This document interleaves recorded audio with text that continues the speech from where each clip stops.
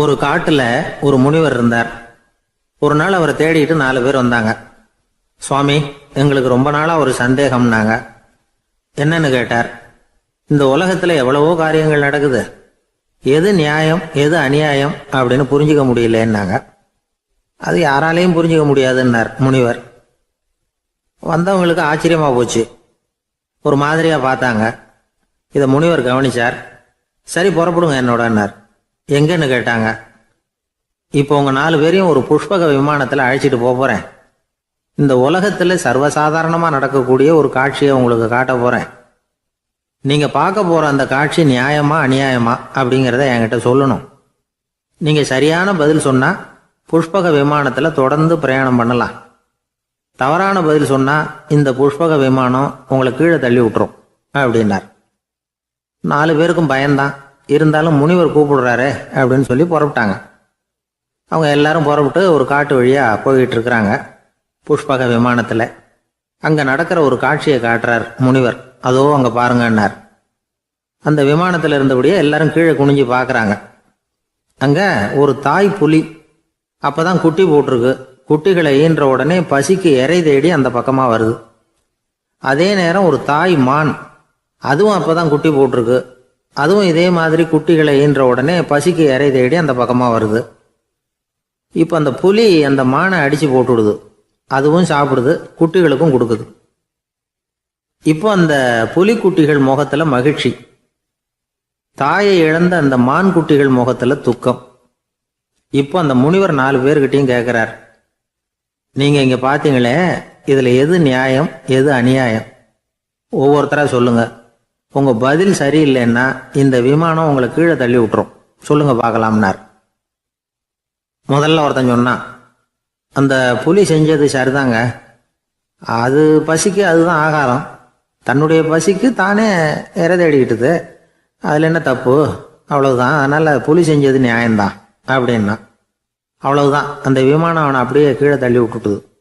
அதனால அவன் கொடுத்த பதில் சரியில்லை அப்படிங்கிறது புரிஞ்சு போச்சு.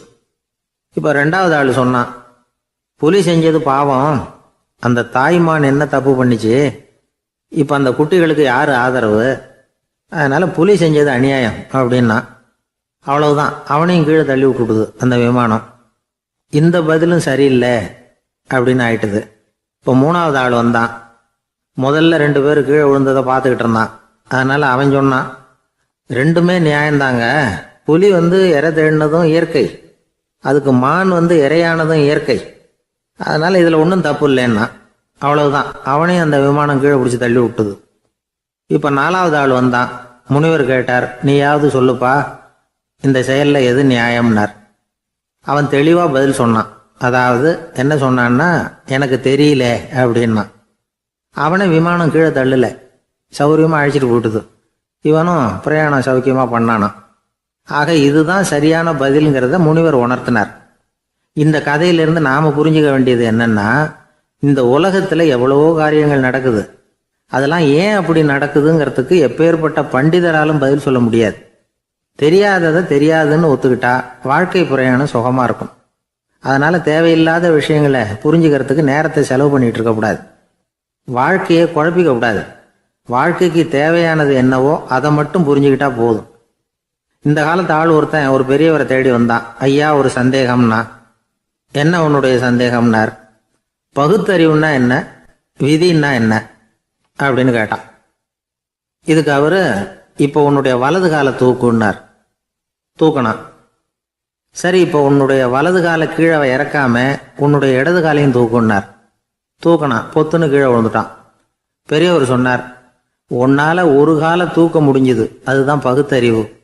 2 கால்களையும் ஒரே சமயத்துல தூக்குனா அடிபடும், அப்படிங்கிறது தான் விதி அப்படின்னு விளக்கம் கொடுத்தார். இவன் தன்னுடைய விதியை நொந்துகிட்டே இடுப்பை பிடிச்சிக்கிட்டு அங்கிருந்து நடந்து போயிட்டான். ஒரு பெரிய அரசன் இந்த உலகம் பூராவையும் ஆண்டுகிட்டு இருந்தான். ரொம்ப காலம் அப்படி அரசாட்சி பண்ணிக்கிட்டு இருந்தான். திடீர்னு அவனுக்கும் சில எதிரிகள் முளைச்சாங்க.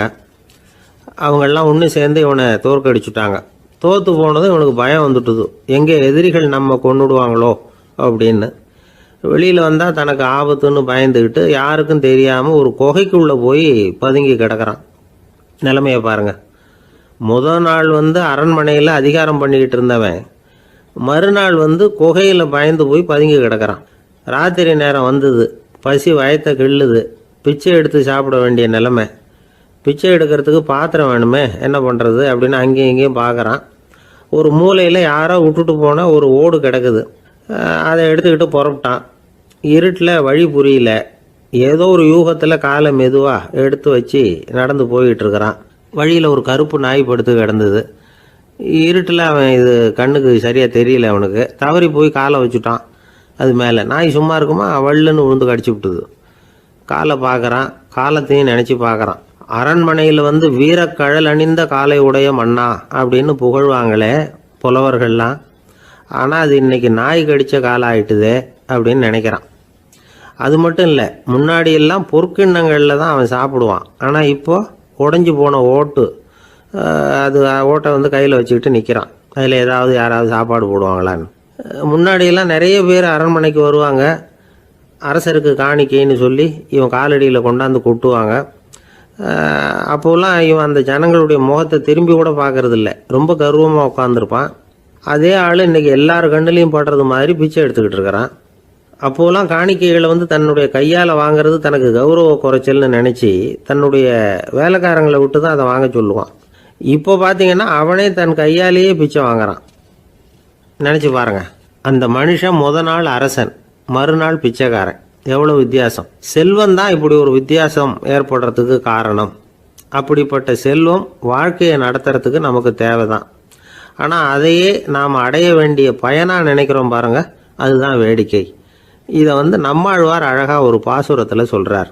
ஒரு நாயகமாய் ஓட உலகுடன் ஆண்டவர், கருணாய் கவர்ந்த காலர், சிதைகிய பானையர், பெருநாடு காண இம்மையிலே பிச்சைதாம் கொள்வர், திருநாரணன் தாழ் காலம் பெற சிந்தித்து உய்மினோ அப்படிங்கிறார் நம்மாழ்வார். ஒரு பெரிய பணக்காரர் ஒரு துறவிகிட்ட போய், சாமி என்கிட்ட நிறைய பணம் இருக்குது, இருந்தாலும் நிம்மதி இல்லை, என்னால் நிம்மதியாக இருக்க முடியல, என்ன காரணம்னு கேட்டாராம். உடனே அந்த துறவி இதுக்கு நேரடியாக பதில் சொல்லாமல் பக்கத்தில் நின்றுக்கிட்டு இருந்த ஒரு குழந்தைய கூப்பிட்டார். அது ஓடியாந்தது. ஒரு ஆப்பிள் பழத்தை எடுத்து அது கையில் கொடுத்தார். அதை வாங்கிக்கிட்டு குழந்தை சிரிச்சுது. இன்னொரு பழத்தை எடுத்து கொடுத்தார். அதை இன்னொரு கையில் வாங்கிட்டு சிரிச்சுது. மூணாவது ஆப்பிளை எடுத்து கொடுத்தார். 2 பழத்தையும் நெஞ்சில் அணைச்சிக்கிட்டு 3வது பழத்தையும் வாங்கிறதுக்கு முயற்சி பண்ணிச்சு. ஆனால் அது உடனே நழுவி கீழே விழுந்து உருண்டு ஓடிச்சு. ஏற்கனவே இருந்ததும் விழுந்துட்டுது. இப்போ அந்த குழந்தை அழ ஆரம்பிச்சுட்டுது. இப்போ அந்த துறவி பணக்காரர்கிட்ட சொன்னாராம், குழந்தைய கவனிச்சியா, 2 ஆப்பிள் போதும்னு அது நினச்சிருந்தா இப்போ அது அழ வேண்டிய அவசியம் வந்திருக்குமா அப்படின்னாராம். எதுவுமே அளவுக்கு மிஞ்சினா துன்பந்தான். இந்த காலத்தில் இதெல்லாம் யார் காதில் வாங்குறாங்க? ஒருத்தனை நல்ல வழிக்கு கொண்டு வரணும்னு நினச்சி அவனை கூப்பிட்டு உட்கார வச்சு இந்த கதையை சொல்லிகிட்டு இருந்தாங்க. சொல்லிவிட்டு அந்த குழந்தை செஞ்சது தப்பு தானே அப்படின்னு கேட்டிருக்கிறாங்க. ஆமாம், தப்பு தான், நானாக இருந்தால் அப்படி செஞ்சுருக்க மாட்டேன் நானா இவன். 2 பழமே போதும்னு சொல்லியிருப்பியா அப்படின்னு கேட்டிருக்காங்க. அப்படி இல்லைங்க, அவர் கொடுக்க கொடுக்க ஒவ்வொரு பழமாக வாங்கி பின்னாடி வச்சுட்டு மறுபடியும் கையை நீட்டுவேன் அப்படிங்கிறானா. இவெல்லாம் எந்த காலத்தில் திருந்துறது? நாட்டில் நல்லவங்க ஒருத்தர் 2 பேர் இருக்கிறதுனால தாங்க மழையே பெய்யுது அப்படின்னு சொல்கிறது உண்டு. நல்லார் ஒருவர் உளரேல் அவர் பொருட்டு எல்லாருக்கும் பெய்யும் மழை. சில சமயம் ரொம்ப பேர் திடீர்னு நல்லவங்களாகிடுவாங்க போல இருக்கு. அதனால தான் விடாமல் பேய் மழையாக கொட்டி தீர்த்துடுது. எல்லாரும் நல்லவங்களாகிட்டா உலகமே தாங்காது போல இருக்க. அப்பப்போ ஒருத்தர் 2 பேர் நல்லவங்களாகணும், அப்போ தான் சீராக மழை பெய்யும். மாதத்துக்கு 3 பேர் நல்லவங்களானா மாதம் மும்மாரி பொழியும். இதெல்லாம் வேடிக்கை பேச்சு. இப்போ இதெல்லாம் ஒரு பக்கம் இருக்கட்டும். இப்போ விஷயத்துக்கு வருவோம். ஒரு கும்பலில் நல்லவன் யார் அப்படிங்கிறத எப்படி கண்டுபிடிக்கிறது? இதுக்கு ஒரு வேடிக்கை கதை உண்டு. என்னுடைய நண்பர் ஒருத்தருக்கு அவங்க பாட்டியம்மா சொன்ன கதையும் அது. அது என்ன கதைன்னா, ஒரு ஊரில் ஒரு சமயம் பலமான மழை பெய்ய ஆரம்பிச்சுட்டு தான். இடி மின்னல் ரொம்ப கடுமையாக இருந்திருக்குது. ஆரம்பித்த மழை வர வர கடுமையாக ஆகிட்டு இருக்குதே தவிர நிற்கிற பாடாக தெரியல. ஊர் ஜனங்கள்லாம் பார்த்தாங்க. இதுக்கு மேலேயும் வீட்டுக்குள்ளே இருந்தால் ஆபத்துங்கிறத புரிஞ்சுக்கிட்டாங்க. ஏன்னா வீடெல்லாம் இடிஞ்சி விழுந்துருமோங்கிற பயம். உடனே எல்லாரும் புறப்பட்டு ஊருக்கு பொதுவாக இருந்த ஒரு மண்டபத்தில் போய் தங்கிக்கிட்டாங்க. மின்னல் கடுமையாக இருந்தது. இடி எந்த நேரத்துலையும் விழலாம்ங்கிற நிலைமை. எப்போ விழலாம்னு பார்த்துக்கிட்டு இருக்குது. அந்த மண்டபத்தில் இருந்த ஜனங்கள் மனசுக்குள்ளே ஒரு பயம். நம்ம கூட்டத்தில் யாராவது ஒரு கெட்டவன் பாவம் பண்ணவன் இருந்தால் கூட இடி இந்த மண்டபத்தில் விழுந்துரும். அது எல்லாருக்கும் ஆபத்து அப்படின்னு நினச்சாங்க. சரி, இதுக்கு என்ன பண்ணலாம் அப்படின்னு யோசனை பண்ணாங்க. அந்த கூட்டத்தில் ஒரு பெரியவர் இருந்தார். அவர் ஒரு யோசனை சொன்னார். இதை பாருங்க, அதுக்கு ஒரு வழி இருக்குது. அதோ எதிர்த்தாப்புல கொஞ்சம் தூரத்தில் ஒரு உயரமாக மரம் ஒன்று இருக்குது பாருங்க. பொதுவாக இடி வந்து சுலபமாக விழறது அது மாதிரி உயரமான மரத்தில் தான். நம்ம கூட்டத்தில் இருக்கிறவங்க எல்லாரும் ஒவ்வொருத்தராக போய் அந்த மரத்தை தொட்டு விட்டு திரும்பி வந்துடணும். நம்மள பாவம் பண்ணவன் யாரோ அவன் அந்த மரத்தை தொடுற சமயத்தில் இடி விழுந்துடும். அவன் மட்டும் போயிடுவான். மண்டபத்தில் இருக்கிற நாமெல்லாம் பொழைச்சிக்கலாம் அப்படின்னு ஐடியா கொடுத்தாரு அந்த பெரியவர். இது நல்ல யோசனையாக பட்டது. எல்லாரும் ஒத்துக்கிட்டாங்க. ஒவ்வொருத்தராக போய் அந்த மரத்தை தொட்டு விட்டு திரும்பி வந்தாங்க. இடி எதுவும் விழலை. இன்னமும் பாவம் பண்ண ஆசாமி அதை போய் தொடலை போல இருக்கு அப்படின்னு நினச்சிக்கிட்டாங்க. ஒவ்வொருத்தராக போகிறாங்க. எல்லாரும் போய் தொட்டுவிட்டு வந்தாச்சு. இன்னும் ஒரே ஒரு ஆசாமி தான் பாக்கி. கடைசியாக இருந்த அந்த ஆள் பயந்துட்டான். இது வரைக்கும் இடி விழலைன்னா இப்போ என்ன அர்த்தம்? இப்போ நாம தான் பாக்கி, நாம தான் தப்பு பண்ண ஆள் போல இருக்கு அப்படின்னு நினச்சிட்டான். அதனால் துணிச்சலாக போய் தொடுறதுக்கு பயந்தான். தயங்கிக்கிட்டே இருந்தான். இருந்தாலும் மற்றவங்கள்லாம் சும்மா இருப்பாங்களா? கட்டாயப்படுத்தி கழுத்தை பிடிச்சி தள்ளாத குறையா அவனை தள்ளி விட்டாங்க. போய் தொட்டுட்டு வாடான்னு. அவன் நடுங்கிட்டே போய் அந்த மரத்தை தொட்டான்.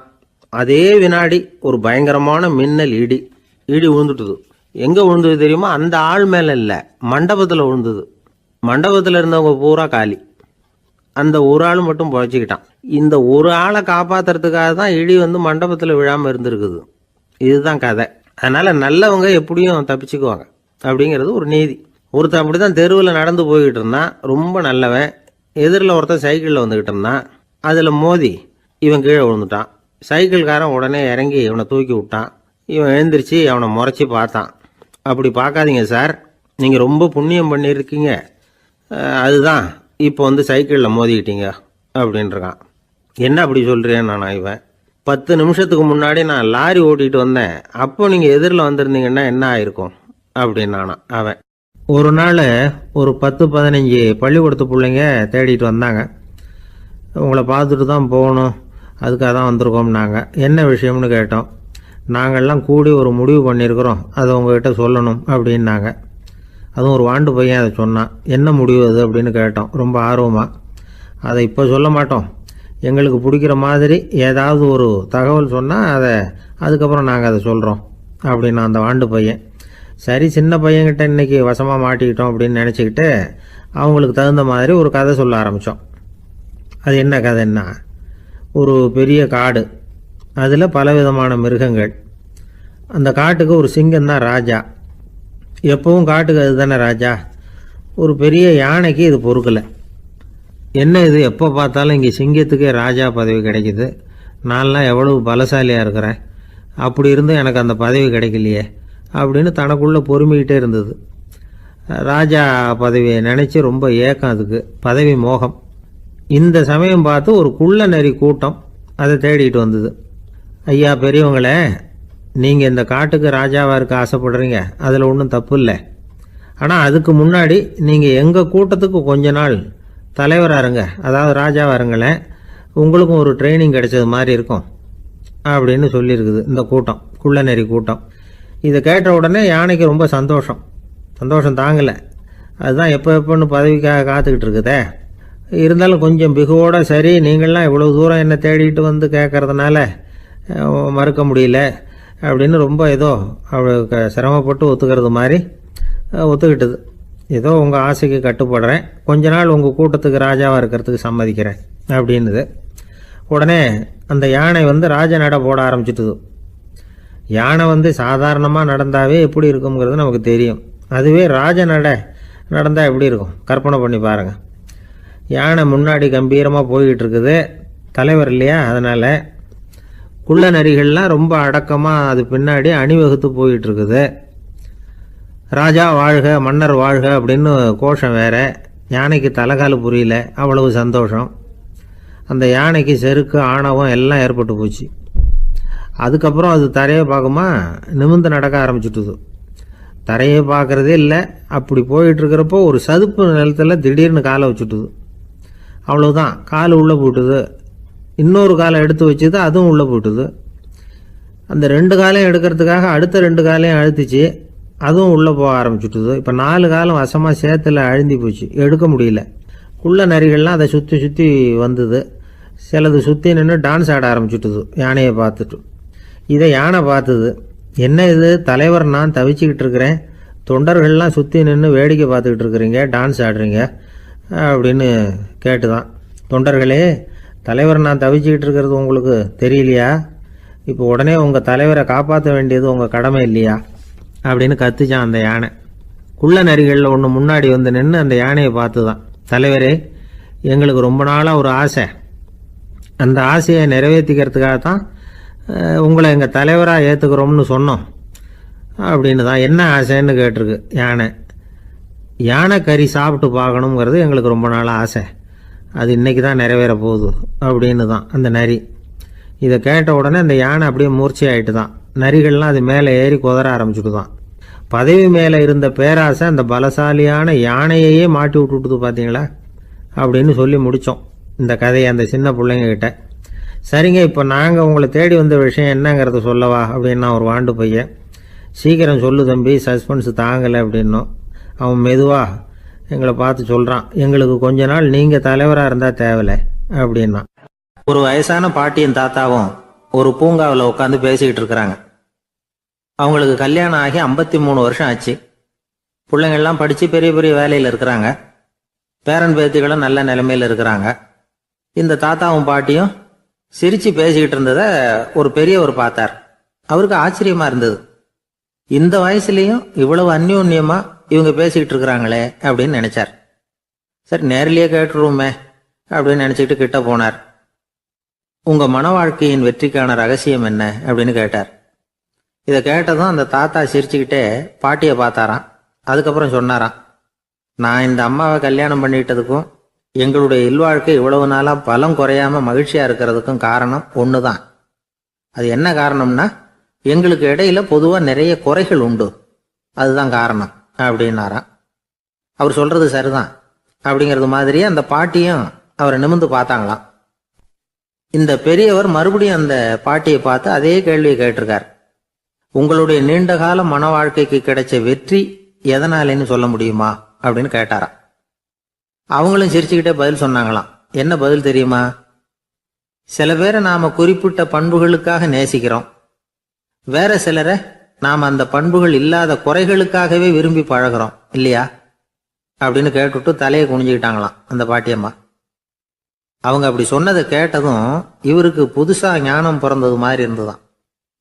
இதுதான் மனம் நிறைந்த மன வாழ்க்கை அப்படிங்கிறார் சுவாமி சின்மயானந்தர். பண்புகளை எப்படி நேசிக்க முடியுதோ அதே மாதிரி பண்புகள் இல்லாத குறைகளையும் நேசிக்க முடியும். மனசுதான் காரணம். ஒரு மேல்நாட்டு தம்பதி, அவங்களும் தாத்தா பாட்டி தான். அவங்க 2 பேரும் ஒரு பூங்காவில் உட்காந்து சிரிச்சு பேசிக்கிட்டு இருக்கிறாங்க. அதை ஒருத்தர் பார்த்தார். அவருக்கு ஆச்சரியம், இவ்வளவு காலம் ஆகி இந்த வயசுலயும் இப்படி அன்பா பேசிக்கிட்டு இருக்கிறாங்களே அப்படிங்கிற ஆச்சரியம்.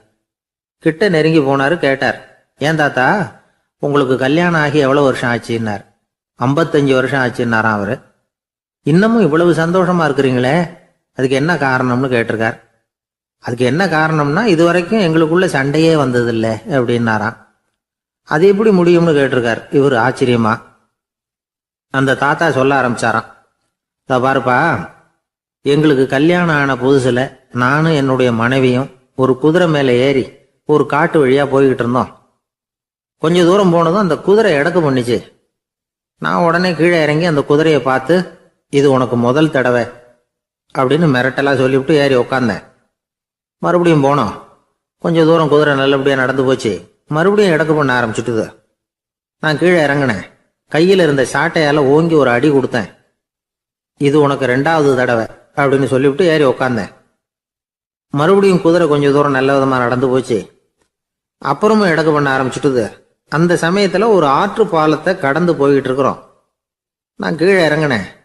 என்னுடைய மனைவியையும் கீழே இறங்க சொன்னேன். அந்த குதிரையை பிடிச்சி அப்படியே ஆற்றுல தள்ளி விட்டுட்டேன். தள்ளி விட்டுட்டு, இது உனக்கு கடைசி தடவை அப்படின்னு சொன்னேன். அதை பார்த்ததும் என் மனைவி பதறி போயிட்டாங்க. போய், ஐயோ பாவம், என்ன இப்படி பண்ணிவிட்டீங்க, உங்களுக்கு மனசுல கொஞ்சம் கூட இறக்கமே இல்லையா அப்படின்னாங்க. நான் மெதுவா இவங்க பக்கம் திரும்பி, இது உனக்கு முதல் தடவை அப்படின்னேன். அவ்வளவுதான், அன்னையிலேருந்து இன்னைய வரைக்கும் ஒரு நாள் கூட எங்களுக்குள்ள சண்டையே வந்ததில்லை அப்படின்னு விளக்கம் கொடுத்தார் அந்த தாத்தா. ஒரு ஊர்ல ஒரு குரு இருந்தார், ஜென் குரு. அவரை தேடிட்டு ஒரு மன்னர் வந்தார். வந்தவர் ஜப்பான் மன்னர். தோட்டக்கலையை பற்றி தெரிஞ்சுட்டு போகிறதுக்காக அவர் வந்தார்.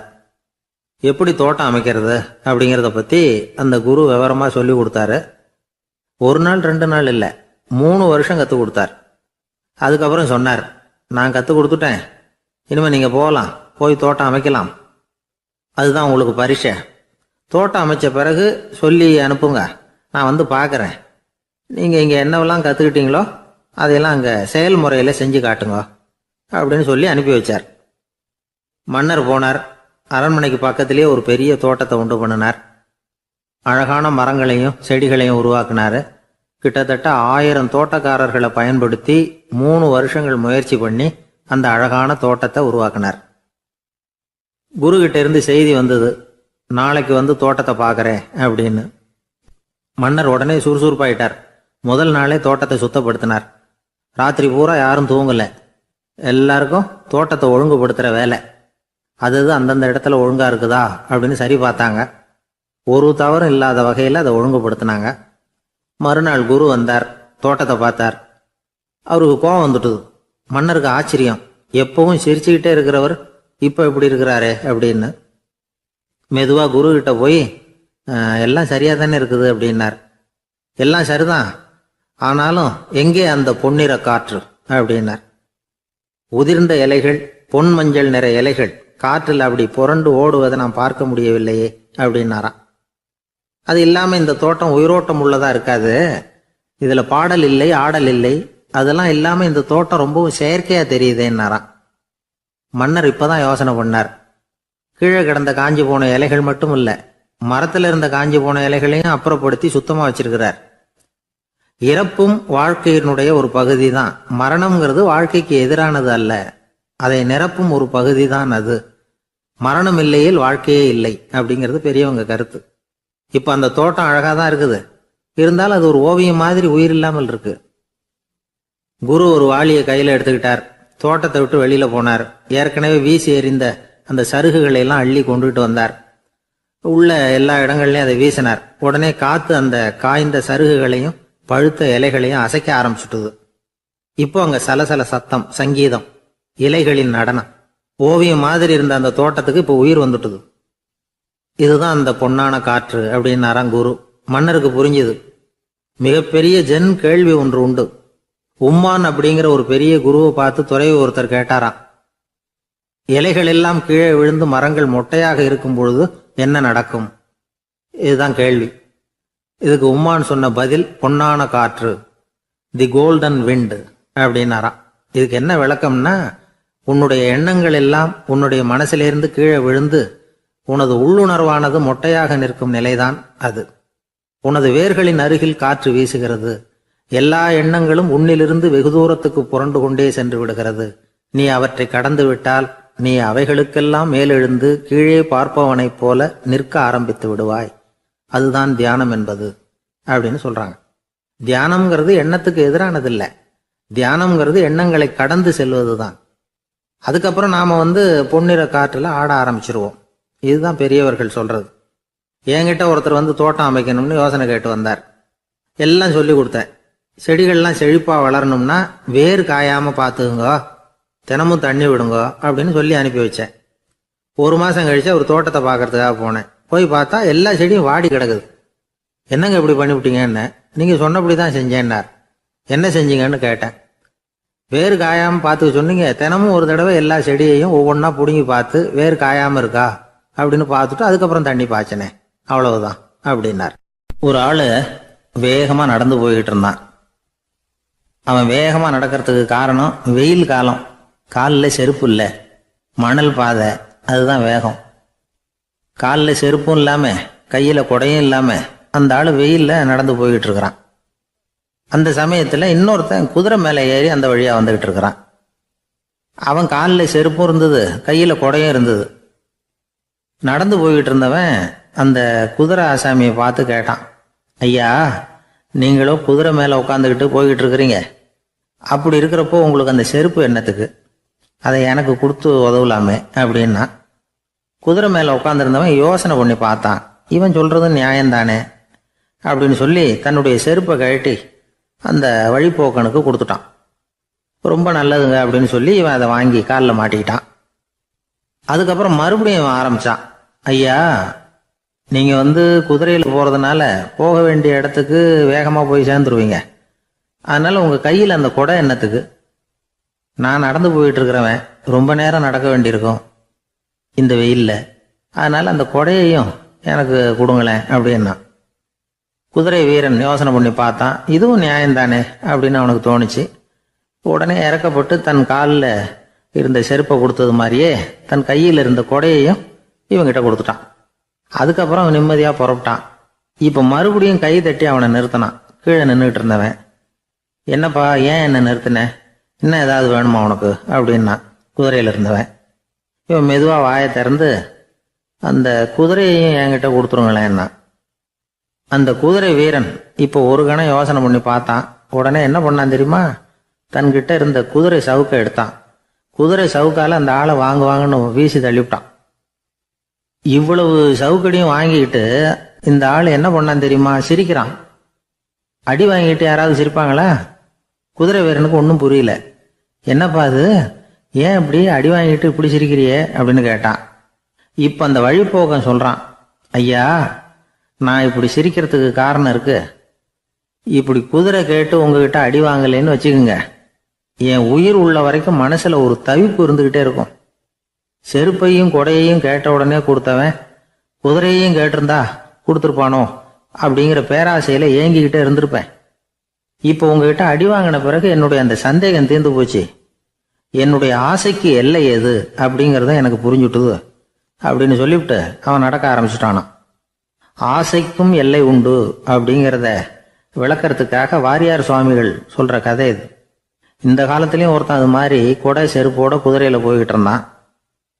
எதிரில் நடந்து வந்தவன், ஐயா உங்க கொடையை எனக்கு கொடுங்களேன்னு கேட்டான். உடனே அவன் குதிரையிலேருந்து கீழே குதிச்சு அவனை சாட்டையால் அடிக்க ஆரம்பிச்சிட்டான். இன்னொருத்தர் அந்த வழியா வந்தவர் இதை பார்த்தார். ஏன்பா, அவன் கேட்டான், உன்னால முடியலன்னா இல்லைன்னு சொல்லிட வேண்டியது தானே, அதுக்காக ஏன் இப்படி அவனை போட்டு அடிக்கிறேன்னு கேட்டார். உங்களுக்கு விவரம் புரியாது சார், காலம் ரொம்ப கெட்டு போச்சு. கேட்டதை கொடுத்தேன்னு வச்சுக்கோங்க, இந்த குதிரையே என்னோடது, அவன் திருடிக்கிட்டு போறான் அப்படின்னு என் பேரில் புகார் கொடுக்க ஆரம்பிச்சிருவான் சார் அப்படின்னா. அது எப்படி அவ்வளவு உறுதியா சொல்றேன்னு கேட்டார் அவரு. ஏற்கனவே அது மாதிரி ஒருத்தன் பேரில் புகார் கொடுத்துட்டு தான் இந்த குதிரையை நான் தள்ளிட்டு வந்துகிட்டு இருக்கிறேன் அப்படின்னா. ஒரு ஊர்ல ஒரு பெரியவர் இருந்தார். ஒரு நாள் அவரை தேடி ஒருத்தர் வந்தார். ஐயா, நான் கடவுளை பரிபூர்ணமா நம்புறேன் அப்படின்னார். சரி, அந்த நம்பிக்கை உனக்கு எப்படி வந்ததுன்னு கேட்டார் இவர். அவர் சொல்ல ஆரம்பிச்சார். ஐயா, எனக்கு கல்யாணம் ஆகி 10 வருஷம் ஆச்சு. ஆனாலும் குழந்தை பாக்கியம் இல்லை. அதுக்கு என்ன காரணமா இருக்கும்னு நான் யோசனை பண்ணிட்டு இருந்தப்போ நண்பர் ஒருத்தர் ஒரு ஆலோசனை சொன்னார். உனக்கு மதப்பற்று இல்லை, எந்த கடவுளையுமே நம்ப மாட்டேங்கிற, அதுதான் காரணம். கடவுளை நம்பு, உனக்கு குழந்தை பாக்கியம் கிடைக்கும் அப்படின்னார். அவர் அப்படி சொன்னாரே தவிர எனக்கு சந்தேகம்தான். இருந்தாலும் அவர் சொன்னபடியும் நடந்துதான் பார்ப்போமே அப்படின்னு முடிவு பண்ணேன். கடவுளை நம்ப ஆரம்பிச்சேன். அந்த வருஷமே அழகான ஆண் குழந்தை பிறந்தது. எல்லாம் இறைவன் அருள் அப்படின்னார். இவர் இப்படி சொன்னதை கேட்டதும் அந்த பெரியவர் சொன்னார், நீ சொல்றதெல்லாம் சரிதான். இருந்தாலும் இந்த காலத்துல எந்த ஒரு காரியமா இருந்தாலும் அதை சோதனை செஞ்சு பார்த்துட்டு தான் ஒரு முடிவுக்கு வந்து சேர முடியும். அறிவுபூர்வமான முடிவு அதுவாக தான் இருக்கும். அறிவியல் சோதனைகள் அப்படித்தான். ஒரு குறிப்பிட்ட விஷயத்தை பத்தி எத்தனை தடவை சோதனை பண்ணாலும் ஒரே முடிவு தான் கிடைக்கணும். அதுதான் சரியா இருக்கும். அதனால இப்ப மறுபடியும் ஒரு சோதனை என்னார். என்ன செய்யணும் அப்படின்னு கேட்டார் இவர். கடவுள்கிட்ட ஒரு பெண் குழந்தை வேணும்னு கேளு. முதல்ல ஆண் குழந்தைய கொடுத்தது மாதிரியே இப்போ ஒரு பெண் குழந்தையையும் கொடுக்குறாரா பார்க்கலாம் அப்படின்னார். சரின்னு சொல்லி இவர் அதே மாதிரி முயற்சி பண்ணினார். அதுக்கப்புறம் அவர் இந்த பெரியவர்கிட்ட வரவே இல்லை. கொஞ்ச காலம் கழிச்சு இவரே அவரை தேடிக்கிட்டு போய் கதவை தட்டினார். அவர் கதவை திறந்தார். என்ன ஆச்சு, கடவுள் கண் திறந்தாரா அப்படின்னு கேட்டார். அவரு, அந்த சமாச்சாரம்லாம் நமக்கு வேணாம் சார். முதல் தடவை அது ஏதோ தற்செயலா ஏற்பட்ட ஒரு சாதகம். இப்போ நீங்கள் 2வது தடவை சொன்ன பிறகு தினமும் கடவுளை வேண்டிக்கிட்டு தான் இருக்கிறேன், ஒன்றும் நடக்கலை அப்படின்னார் ரொம்ப விரக்தியா. ஒரே ஒரு தோல்வியில உங்க நம்பிக்கையெல்லாம் பறந்து போயிடுது பார்த்தீங்களா அப்படின்னார் அந்த பெரியவர். எல்லாம் நல்ல விதமாக நடக்கிற வரைக்கும் நம்பிக்கை, எதிர்பார்த்தது தோல்வியில முடிஞ்சுட்டுதுன்னா அவநம்பிக்கை. மற்றவர்கள் பேரில் வைக்கிற நம்பிக்கை எந்த நேரத்திலையும் விவகாரமாகி விடக்கூடிய சாத்தியம் உண்டு. நாம நம்பிக்கை வைக்க வேண்டியது நம்ம கிட்ட தான், நமக்குள்ள இருக்கிறார் கடவுள். எனவே நம்ம பேர்ல நாம வைக்கிற நம்பிக்கை தான் உண்மையான கடவுள் பக்தி. நிபந்தனையற்ற நம்பிக்கையா அது இருக்கணும். எல்லாம் நல்லபடியா நடந்துகிட்டு இருந்தா எந்த முட்டாளுக்கும் நம்பிக்கை வரத்தான் செய்யும் அப்படிங்கிறது ஒரு பெரிய ஒரு கருத்து. தியானத்தின் மூலமா தான் உனக்குள்ள ஆழமா தோண்டுனா உன்னுடைய அடி ஆழத்துல நம்பிக்கை அப்படி ஊற்றெடுக்கும், அதை பார்க்க முடியும் அப்படிங்கிறது பெரியவர்கள் சிந்தனை. ஒரு குழந்தை அப்பாவை பார்த்து என்னப்பா பண்றேன்னு கேட்டுதான். பிரார்த்தனை பண்ணிட்டு இருக்கிறேன்னாராம் அப்பா.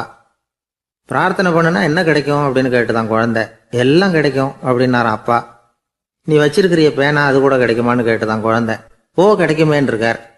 அப்படின்னா அந்த பேனாவை என்கிட்ட கொடுத்துரு, நீ பிரார்த்தனை பண்ணி வேற பேனா வாங்கிக்கோ அப்படின்னு தான் அந்த குழந்தை. ஒரு பெரிய தத்துவ சிந்தனையாளர் இருந்தார், சுவாங்சு அப்படின்னு பேரு. அவருடைய மனைவி ஒரு நாள் திடீர்னு காலமாயிட்டாங்க. ஐயோ பாவம், அவர் ரொம்ப வருத்தப்படுவார், போய் ஆறுதலாக 4 வார்த்தை பேசிவிட்டு வரலாம் அப்படின்னு நினச்சிக்கிட்டு நிறைய பேர் அவரை தேடிட்டு வந்தாங்களாம். வந்தவங்களுக்கு ஆச்சரியம், ஏன்னா இவர் வருத்தப்பட்டுக்கிட்டு இருப்பார் அப்படின்னு தானே எதிர்பார்த்தாங்க. அப்படி இல்லை, தாளம் போட்டுக்கிட்டு உட்காந்துருக்கிறார். தாளத்துக்கு தகுந்த மாதிரி பாட்டு வேற பாடிக்கிட்டு இருக்கிறார். என்ன மனுஷன் அவர், கொஞ்சம் கூட கவலை இல்லாமல் இப்படி இருக்கிறாரு அப்படின்னு நினச்சாங்க. ஒருத்தர் துணிஞ்சு அவர்கிட்ட கேட்டுவிட்டார், என்னங்க இது இப்படி அப்படின்னு. அதுக்கு அவர் என்ன சொன்னார் தெரியுமா? இதை பாருங்க, என்னுடைய மனைவி பிறக்கிறதுக்கு முன்னாடி அவளுக்கு உயிரும் கிடையாது, உடலும் கிடையாது. அதுக்கு பிறகுதான் உயிர் வந்தது, உடல் வந்தது, அந்த உருவம் வந்தது. இப்போ என்ன ஆச்சு? அந்த உருவமும் உயிரும் போயிட்டுது, அவ்வளவுதானே. வந்தது போயிட்டுது. இளவேனில் காலம், இலையுதிர் காலம், பனிக்காலம், இப்படி பருவங்கள் மாறி மாறி வருது இல்லையா? அது மாதிரி பிறப்பும் இறப்பும் மாறி மாறி வருது. இது இயற்கை. இதுக்காக அழுதா அது எப்படி அப்படின்னாராம். ஞான தெளிவு அடைஞ்சவங்களுக்கு எல்லாமே சுகம்தான். திருவள்ளுவரும் அதைத்தான் சொல்றார், உறங்குவது போலும் சாக்காடு, உறங்கி விழிப்பது போலும் பிறப்பு. தூங்குறதுக்கெல்லாம் நாம் வருத்தப்பட்டுக்கிட்ட இருக்கிறோமா? இன்னைக்கு தூங்க வேண்டியிருக்குதே, இன்னும் கொஞ்சம் நேரத்தில் நான் தூங்க வேண்டியிருக்கு அப்படின்னு சொல்லி யாராவது அழுதுகிட்டு இருப்பாங்களா? அதனால் இந்த உலக வாழ்க்கையினுடைய இயல்பை யதார்த்தத்தை நாம் தெளிவாக புரிஞ்சுக்கணும். அப்படி புரிஞ்சுக்கிட்டா நாம் கவலை இல்லாமல் வாழ முடியும். ஒரு வயசான தாத்தா பாட்டி 60 வருஷத்துக்கு முன்னாடி அவங்களுக்கு கல்யாணம் ஆச்சு. ஒன்றாவே வாழ்ந்தாங்க, ஒன்றாவே இறந்து போனாங்க. இப்போ அவங்க 2 பேரும் சொர்க்கத்துக்கு போய் சேர்ந்தாங்க. அங்கே எல்லா வசதியும் இருந்தது. ஒரு பெரிய பங்களாவே இவங்களுக்கு ஒதுக்கி கொடுத்தாங்களாம். இதுக்கு எவ்வளவு வாடகைன்னு கேட்டார் தாத்தா. வாடகையெல்லாம் கிடையாது, இலவசம் அப்படின்னார் அங்கே இருந்தவர். அந்த வீட்டுக்கு பின்னாடி ஒரு பெரிய புல்வெளி இருந்தது. இதில் விளையாட ஏதாவது கட்டணம் உண்டான்னு கேட்டிருக்கார் தாத்தா. அதெல்லாம் ஒன்றும் கிடையாது, பணம்லாம் கட்ட வேண்டியதில்லை அப்படின்னார் அவர். பக்கத்தில் ஹோட்டல் மாதிரி ஒரு பெரிய கட்டடம், உள்ள சாப்பாட்டு மேஜைகள், அது மேலே விதவிதமான பலகாரங்கள். சாப்பாட்டுக்கெல்லாம் எவ்வளவு அப்படின்னு விசாரிச்சாராம் தாத்தா. அதுதான் சொன்னேனே, இங்கே எல்லாமே இலவசம்தான், எது வேணும்னாலும் சாப்பிட்லாம், எவ்வளவு வேணும்னாலும் சாப்பிட்லாம் அப்படின்னாரா. நீங்கள் சொல்கிறீங்க அப்படி, ஆனால் நான் சர்க்கரை சேர்த்துக்கக்கூடாது, உப்பு சேர்த்துக்கக்கூடாது, பாட்டி கையால் எப்பவும் பத்திய சாப்பாடு தான் அப்படின்னாராம் தாத்தா. இதை பாருங்கள், இங்கே உங்களுக்கு அந்த கவலையும் வேண்டியதில்லை. இங்கே நீங்கள் ஸ்வீட்டு சாப்பிட்லாம், காரம் சாப்பிட்லாம், உங்களுக்கு எந்த நோயும் வராது அப்படின்னாராம் அங்கே சொர்க்கத்தில் இருந்தவர். இதை கேட்ட உடனே அந்த தாத்தா பக்கத்தில் நின்ன பாட்டியை பார்த்து கத்தினாராம், அடி பாவி, எல்லாத்தையும் கெடுத்துட்டியே, நீ எனக்கு பத்திய சாப்பாடு போடாமல் கண்டதை திங்க விட்டுருந்தா 10 வருஷத்துக்கு முன்னாடியே நான் இங்கே சேர்ந்துருப்பேனே அப்படின்னாராம். ஒரு நண்பர் ஆனந்தமாக சிகரெட் பிடிச்சிக்கிட்டு இருந்தார். இந்த பழக்கத்தை விட்டுவிடுங்களேன் அப்படின்னு சொல்லி பார்த்தோம். விட்டுடலாம்னு தான் பார்க்குறேன், ஆனால் முடியலையேன்னார். மனசு வச்சா எல்லாம் முடியும் அப்படின்னோம். அவர் கொஞ்ச நேரம் யோசனை பண்ணார். அப்புறம் சொன்னார், சரி சார், இதுதான் நான் பிடிக்கிற கடைசி சிகரெட் அப்படின்னு சொல்லி ரொம்ப அழுத்தமாக புகையை உள்ளுக்கு இழுத்தார். அதுக்கப்புறம் அந்த துண்டு சிகரெட்டை வீசி எறிஞ்சுட்டார். ஒருத்தர் இது மாதிரி தீர்மானம் பண்ணி தன்னுடைய கடைசி சிகரெட்டை தூக்கி எறிஞ்சுட்டாருன்னா அது ஒரு பெரிய விஷயம்தான். அதுக்கு பிறகு அவர் உடம்புல படிப்படியா என்னென்ன மாற்றங்கள் நடக்கும் அப்படிங்கிறத பத்தி ஒரு விவர பட்டியலே வெளியிட்டு இருக்கிறாங்க. அது என்ன விவரம் தெரியுமா? ஒருத்தர் புகைப்பிடிக்கிற பழக்கத்தை நிறுத்துறாருன்னு வச்சுங்க. அப்படி அவர் நிறுத்தின 20 நிமிடங்களுக்குள்ள உயர் ரத்த அழுத்தம், உடல் வெப்பம், நாடி துடிப்பு இதெல்லாம் சரியான நிலைமைக்கு வந்துருதான். 8 மணி நேரத்துக்குள்ள இந்த ஸ்மோக்கர்ஸ் பிரீத் அப்படிங்கிற தன்மை மறைஞ்சிருதான். ரத்தத்துல உள்ள கார்பன் மோனாக்சைடு அளவு குறையுதான், ஆக்சிஜன் அளவு கூடுதான், சரியான அளவுக்கு வந்துருதான். ஒருத்தர் கடைசி சிகரெட்டை தூக்கி எறிஞ்சுட்டாருன்னா 24 மணி நேரத்துக்குள்ள மாரடைப்பு ஏற்படுறதுக்கான வாய்ப்பு குறைஞ்சோடுதான். 48 மணி நேரத்துக்குள்ள உணர்வு நரம்புகளின் முனைப்பகுதிகள் மறுபடியும் ஒன்று சேர்ந்துருதான். அதனால நாக்கு சுவை உணர்வு, மூக்கின் முகரும் சக்தி இதெல்லாம் மேம்படுதான், நல்ல நிலைமைக்கு வந்துருதான். சிகரெட்டை நிறுத்தின 3 நாளுக்குள்ள மூச்சு விடுறது சுலபமாயிடுதான். இப்படி அவங்க பட்டியல் நிறைய சொல்றாங்க. 2 அல்லது 3 மாசத்துக்குள்ள என்ன ஆகும் தெரியுமா? ரத்த ஓட்டம் மேம்படுது, நடக்கிறது சுலபமாயிடுது. நுரையீரல் கொள்ளளவு 30% அதிகரிக்குது. 1 to 9 மாசத்துக்குள்ள சுவாச குறைபாடுகள் நீங்குது. நுரையீரல்ல இருக்கக்கூடிய இந்த அசுத்தம் வடிகட்டும் திசுக்கள் சரியா வேலை செய்ய ஆரம்பிச்சிருது. 1 வருஷத்துக்குள்ள இந்த இதய அழுத்த நோய்க்கான வாய்ப்பு பாதியா குறைஞ்சிருது. இந்த சிகரெட்டை நிறுத்தின 5 வருஷத்துக்குள்ள ஒரு நாளைக்கு 1 பாக்கெட் சிகரெட் பிடிக்கிறவர்கள நுரையீரல் புற்றுநோயினால சாகிறவர்கள் எண்ணிக்கை பாதியா குறைஞ்சிருது. புற்றுநோய் செல்கள் சீரமைக்கப்படுது. ஆக ஒருத்தர் புகைக்கிறத விட்டுணும்னு தீர்மானம் பண்ணி தன் கையில இருக்கிற சிகரெட்டை இதுதான் கடைசின்னு சொல்லி தூக்கி எறிஞ்சுட்டா அதுக்கப்புறம் படிப்படியா இவ்வளவு நன்மைகளும் மாற்றங்களும் ஏற்படுறதாக இந்த அமெரிக்கன் கேன்சர் சொசைட்டி தெரிவிச்சிருக்குது. அதனால புகைப்பழக்கம் உள்ளவங்க இதெல்லாம் கொஞ்சம் யோசிச்சு பார்த்து அந்த பழக்கத்தை விட்டு விடுறது ரொம்ப நல்லது. ஆனா அதையெல்லாம் நாம சொன்னா யாரு கேட்கறாங்க? என்னுடைய நண்பர் ஒருத்தர் புகைப்பழக்கம் உள்ளவர், அவர் என்கிட்ட சொன்னார், சார் சிகரெட் பிடிக்கிற பழக்கத்தை விட்டு விடுறது என்னை பொறுத்த வரைக்கும் ஒன்றும் பெரிய கஷ்டமான செயல் இல்லை, அது ரொம்ப சுலபம் அப்படின்னார். எப்படி சொல்றீங்கன்னு கேட்டேன். நான் ஏற்கனவே 20 தடவை அந்த பழக்கத்தை விட்டுருக்கேன் சார் அப்படின்னார் ரொம்ப பெருமையா. அளவுக்கு மிஞ்சினால் அமிர்தமும் நஞ்சு அப்படின்னு சொல்லுவாங்க. அது உண்மைதான். ஒருத்தருக்கு அளவுக்கு மீறிய புகழ் வந்துடுதுன்னு வச்சுங்க, அது கூட ஆபத்தா போயிடுறது உண்டு. பழங்காலத்துல எல்லாம் கிரேக்க தேசத்துல ஒரு பழக்கம் உண்டாம். அதாவது யாராவது ஒருத்தரை நாடு கடத்தணும்னா அதுக்கு ஒரு வழி உண்டு. அதாவது ஒருத்தரை நாடு கடத்தணும்னு மக்கள் விரும்புகிறாங்கன்னு வச்சுங்களேன், அவர் பேரை ஒரு மண்பாண்ட ஓட்டுச்சில்லில் எழுதி அதை ஒரு குறிப்பிட்ட பொது இடத்துல போட்டுற வேண்டியது, அவ்வளவுதான். இது மாதிரி பல பேர் போட்டுக்கிட்டே இருப்பாங்க, எல்லாம் அப்படியே குவிஞ்சு போயிடும். அந்த ஓட்டாஞ்சில்லு குவியலில் யாருடைய பேர் அதிகமாக இருக்குதோ அந்த நபரை ஒரு 10 ஆண்டுகள் நாடு கடத்தி விடுவாங்க. இது அந்த ஊர் வழக்கமாக. ஒரு நாள் அந்த குவியலுக்கு பக்கத்தில் ஒரு ஆள் நின்றுக்கிட்டு இருக்கிறான். அவன் கையில் ஒரு ஓட்டாஞ்சில்லு வச்சுருக்கிறான். அதில் யாரோட பேரையோ எழுதணும், எழுதி அந்த இடத்துல போடணுங்கிறது அவன் ஆசை. ஆனால் அவன் படிக்காதவன், அதனால் எழுத தெரியல. யாராவது அந்த வழியாக வர்றாங்களான்னு பார்த்துக்கிட்டே நின்றுக்கிட்டு இருந்தான். ஒரு பெரியவர் வந்துக்கிட்டு இருந்தார். அவர்கிட்ட ஓடினான். கையில் இருந்த மண்பாண்ட சில்லை கொடுத்தான். ஐயா இதில் ஒரு பேர் எழுதி கொடுங்களேன்னா அந்த பெரியவர் அதை வாங்கி கையில் வச்சுக்கிட்டு என்ன பேர் எழுதணும் சொல்லு அப்படின்னா இவன் சொன்னான், அரிஸ்டைடிஸ் அப்படின்னு எழுதுங்க அப்படின்னா. இதை கேட்டதும் அந்த பெரியவருக்கு அதிர்ச்சி. ஏன்னா அவர் தான் அரிஸ்டைடிஸ், தத்துவ மேதை அரிஸ்டைடிஸ் அவர். இருந்தாலும் நான் தான் அதுங்கிறத காட்டிக்காமல் அந்த ஆளுகிட்ட கேட்டார். அது சரிப்பா, அரிஸ்டைடிஸுங்கிற பேரை எழுத சொல்கிற, அவர் உனக்கு என்ன கெடுதல் பண்ணார், அவர் பேரை இதில் எழுத சொல்கிறியே அப்படின்னு கேட்டிருக்கார். அதுக்கு இவன் சொன்னானா, அவர் எனக்கு எந்த கெடுதலும் பண்ணலை, அவரை நான் பார்த்தது கூட இல்லை அப்படின்ட்டுருக்கான். அப்புறம் எதுக்காக அவரை நாடு கடத்தணும்னு நீ ஆசைப்படுற அப்படின்னு கேட்டிருக்கார். இப்போ அந்த ஆள் சொல்கிறான், அரிஸ்டைடஸை பற்றி எல்லாரும் பேசுகிறாங்க, அவர் ரொம்ப நல்லவர், அவர் ஒரு பெரிய அறிவாளிங்கிறாங்க, அவர் ஒரு பெரிய வள்ளல், பேரறிஞர், இப்படி எல்லாரும் சொல்கிறத கேட்டு கேட்டு எனக்கு ரொம்ப அலுத்து போயிட்டுது, அதனால தான் வெறுப்பாயிட்டேன் அப்படின்னு நானும். இதிலேருந்து என்ன தெரியுது? நாம் நல்லவனாக இருக்கிறதுல ஒன்றும் இடைஞ்சல் இல்லை. ஆனால் நம்மளை நல்லவன் நல்லவன் எல்லாரும் சொல்ல ஆரம்பிச்சிட்டாங்கன்னு வச்சுக்கோங்க, அப்போ இடைஞ்சல் ஆரம்பம்னு அர்த்தம். எதுவுமே அளவுக்கு மிஞ்சி போகாமல் பார்த்துக்க வேண்டியது ரொம்ப அவசியம். அளவுக்கு அதிகமாக ஆசைப்படாதவங்களில் ஆப்ரஹாம் லிங்கனும் ஒருத்தரான். அவர் ஒரு தடவை தன்னுடைய நண்பர்கள்கிட்ட பேசிக்கிட்டு இருந்தாராம். ஒருத்தர் கேட்டிருக்கார், ஒரு மனுஷனுக்கு கால்கள் எவ்வளோ உயரம் இருக்கணும் அப்படின்னு கேட்டாராம். இதுக்கு ஆப்ரஹாம் லிங்கன் சொன்னாராம், அது என்ன இடுப்புலேருந்து தரையை தொடுற அளவுக்கு உயரம் இருந்தால் போதும் அப்படின்னாராம். ஒரு ஊரில் ஒரு கோயில் இருந்தது, ரொம்ப பழைய கோயில். உள்ளே போகிறதுக்கே பயமாக இருக்கும், எந்த நேரத்தில் இடிஞ்சு விழுந்துருமோ அப்படிங்கிற பயம். அப்படி இருந்ததுனால யாரும் துணிஞ்சு சாமி கும்பிடுறதுக்கு அங்கே போகிறதில்ல. கோயிலுக்கு வர்ற கூட்டம் கொஞ்சம் கொஞ்சமாக குறைய ஆரம்பிச்சுட்டுது. கோயில் நிர்வாகிகள் எல்லாரும் கூடி உட்காந்து பேசினாங்க, என்ன பண்ணலாம்னு யோசனை பண்ணாங்க. எந்த இடம் மோசமாக இருக்கோ அந்த இடத்த பழுது பார்த்தாங்க. அங்கே எங்கே வர்ணத்தை பூசி கொஞ்சம் அழகுபடுத்தி பார்த்தாங்க. ஏதோ இந்த ஊரில் கோயில்னு ஒன்று இருக்குது, அது மக்களுக்கு தெரியணும் அப்படிங்கிறதுக்காகத்தான் இப்படிலாம் பண்ணாங்க. இருந்தாலும் கோவில் இருக்கிற நிலைமை மக்களுக்கு தெரியும், அதனால் அங்கே வர்றது குறைச்சிக்கிட்டாங்க அவங்க.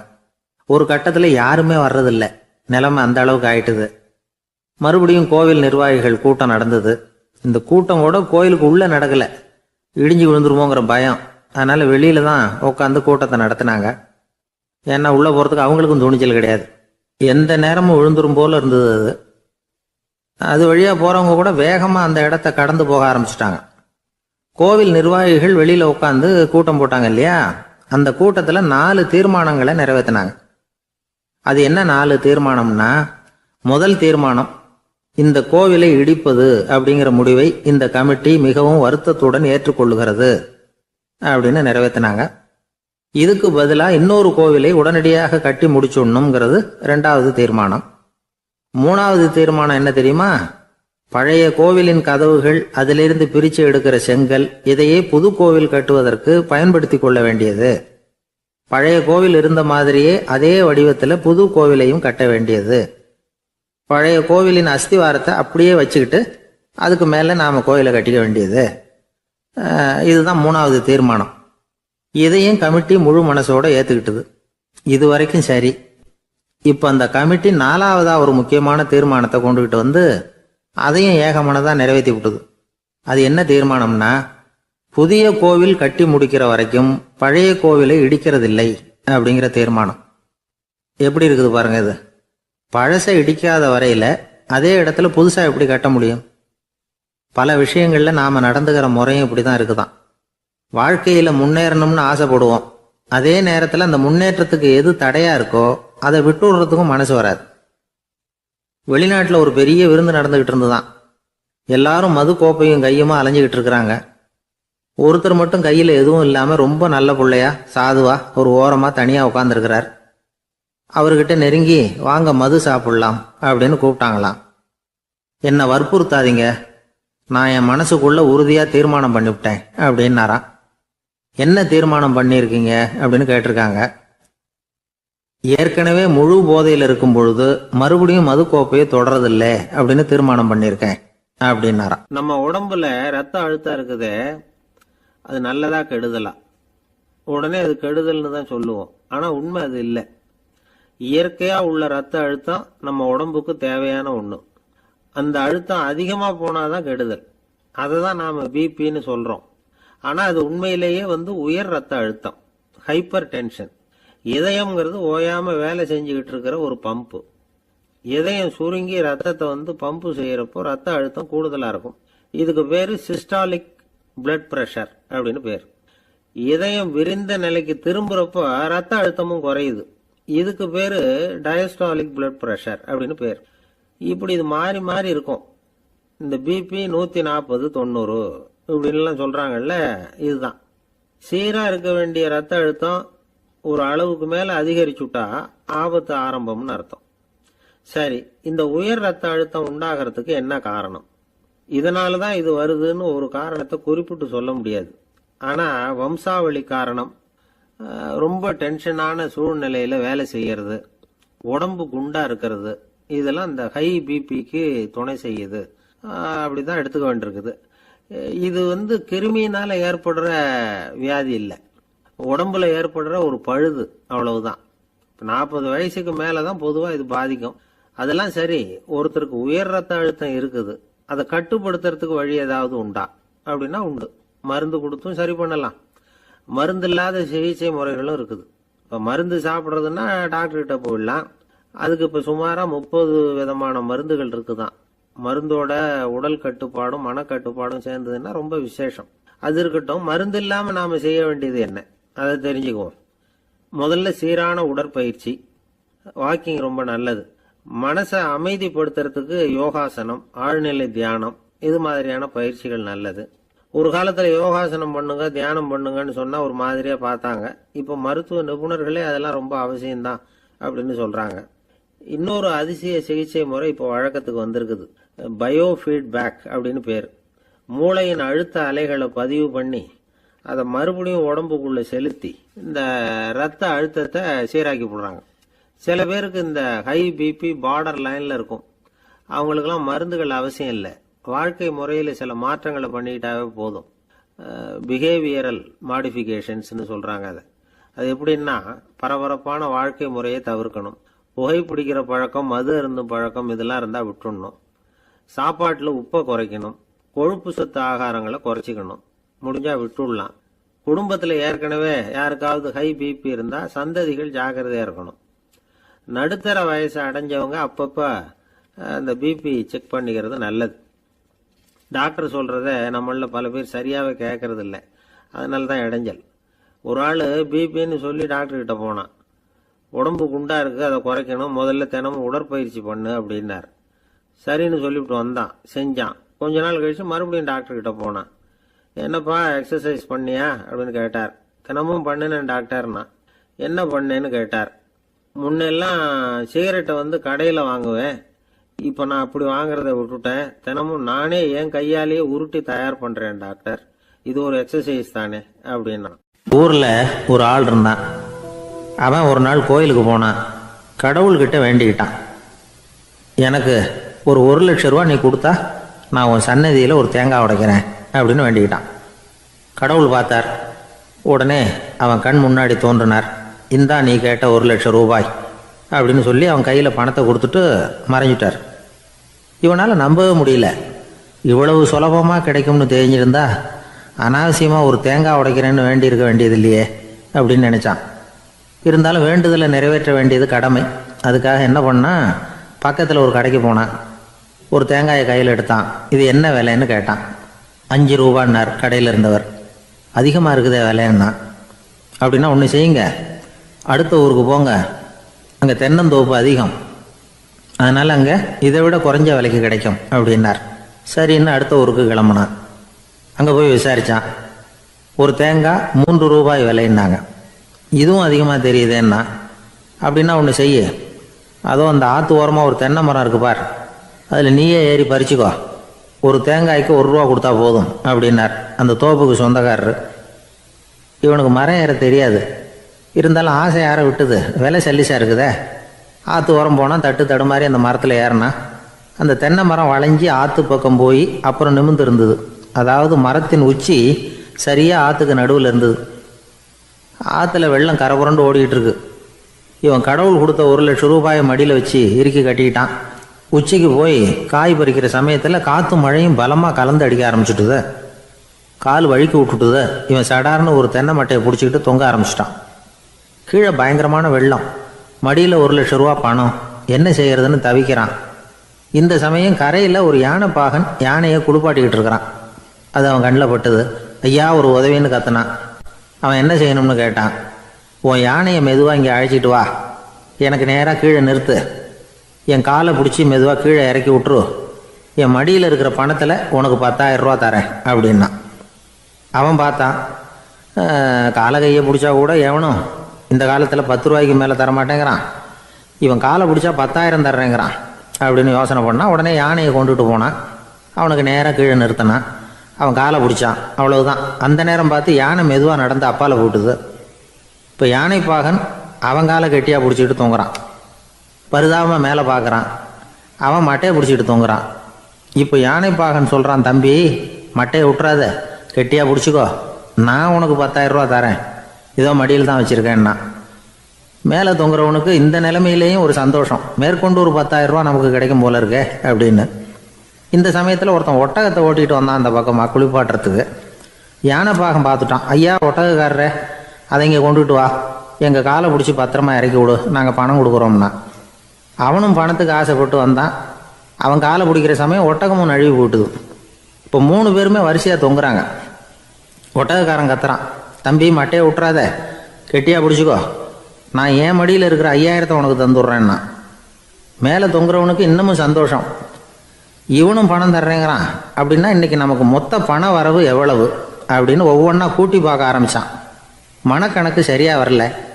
அதனால் அப்படியே விரலை விட்டு எண்ண ஆரம்பித்தான். அவ்வளவுதான். மட்டையை விட்டுட்டு கை நழுவி வந்துட்டுது. 3 பேரும் பொத்துன்னு ஆற்றுல விழுந்தாங்க. படாத பாடுபட்டு தட்டு தடுமாறி கரைக்கு வந்து சேர்ந்தாங்க. 3 பேர் மடியில் இருந்த பணமும் ஆத்தோட போட்டுது.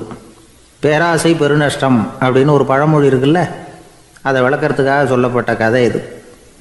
இந்த காலத்தில் ஒருத்தர் ஒரு நீச்சல் குளத்தில் நீச்சல் அடிச்சுக்கிட்டு இருக்கிறார். காவலுக்கு இருந்தவர் அதை கவனிச்சுட்டார்.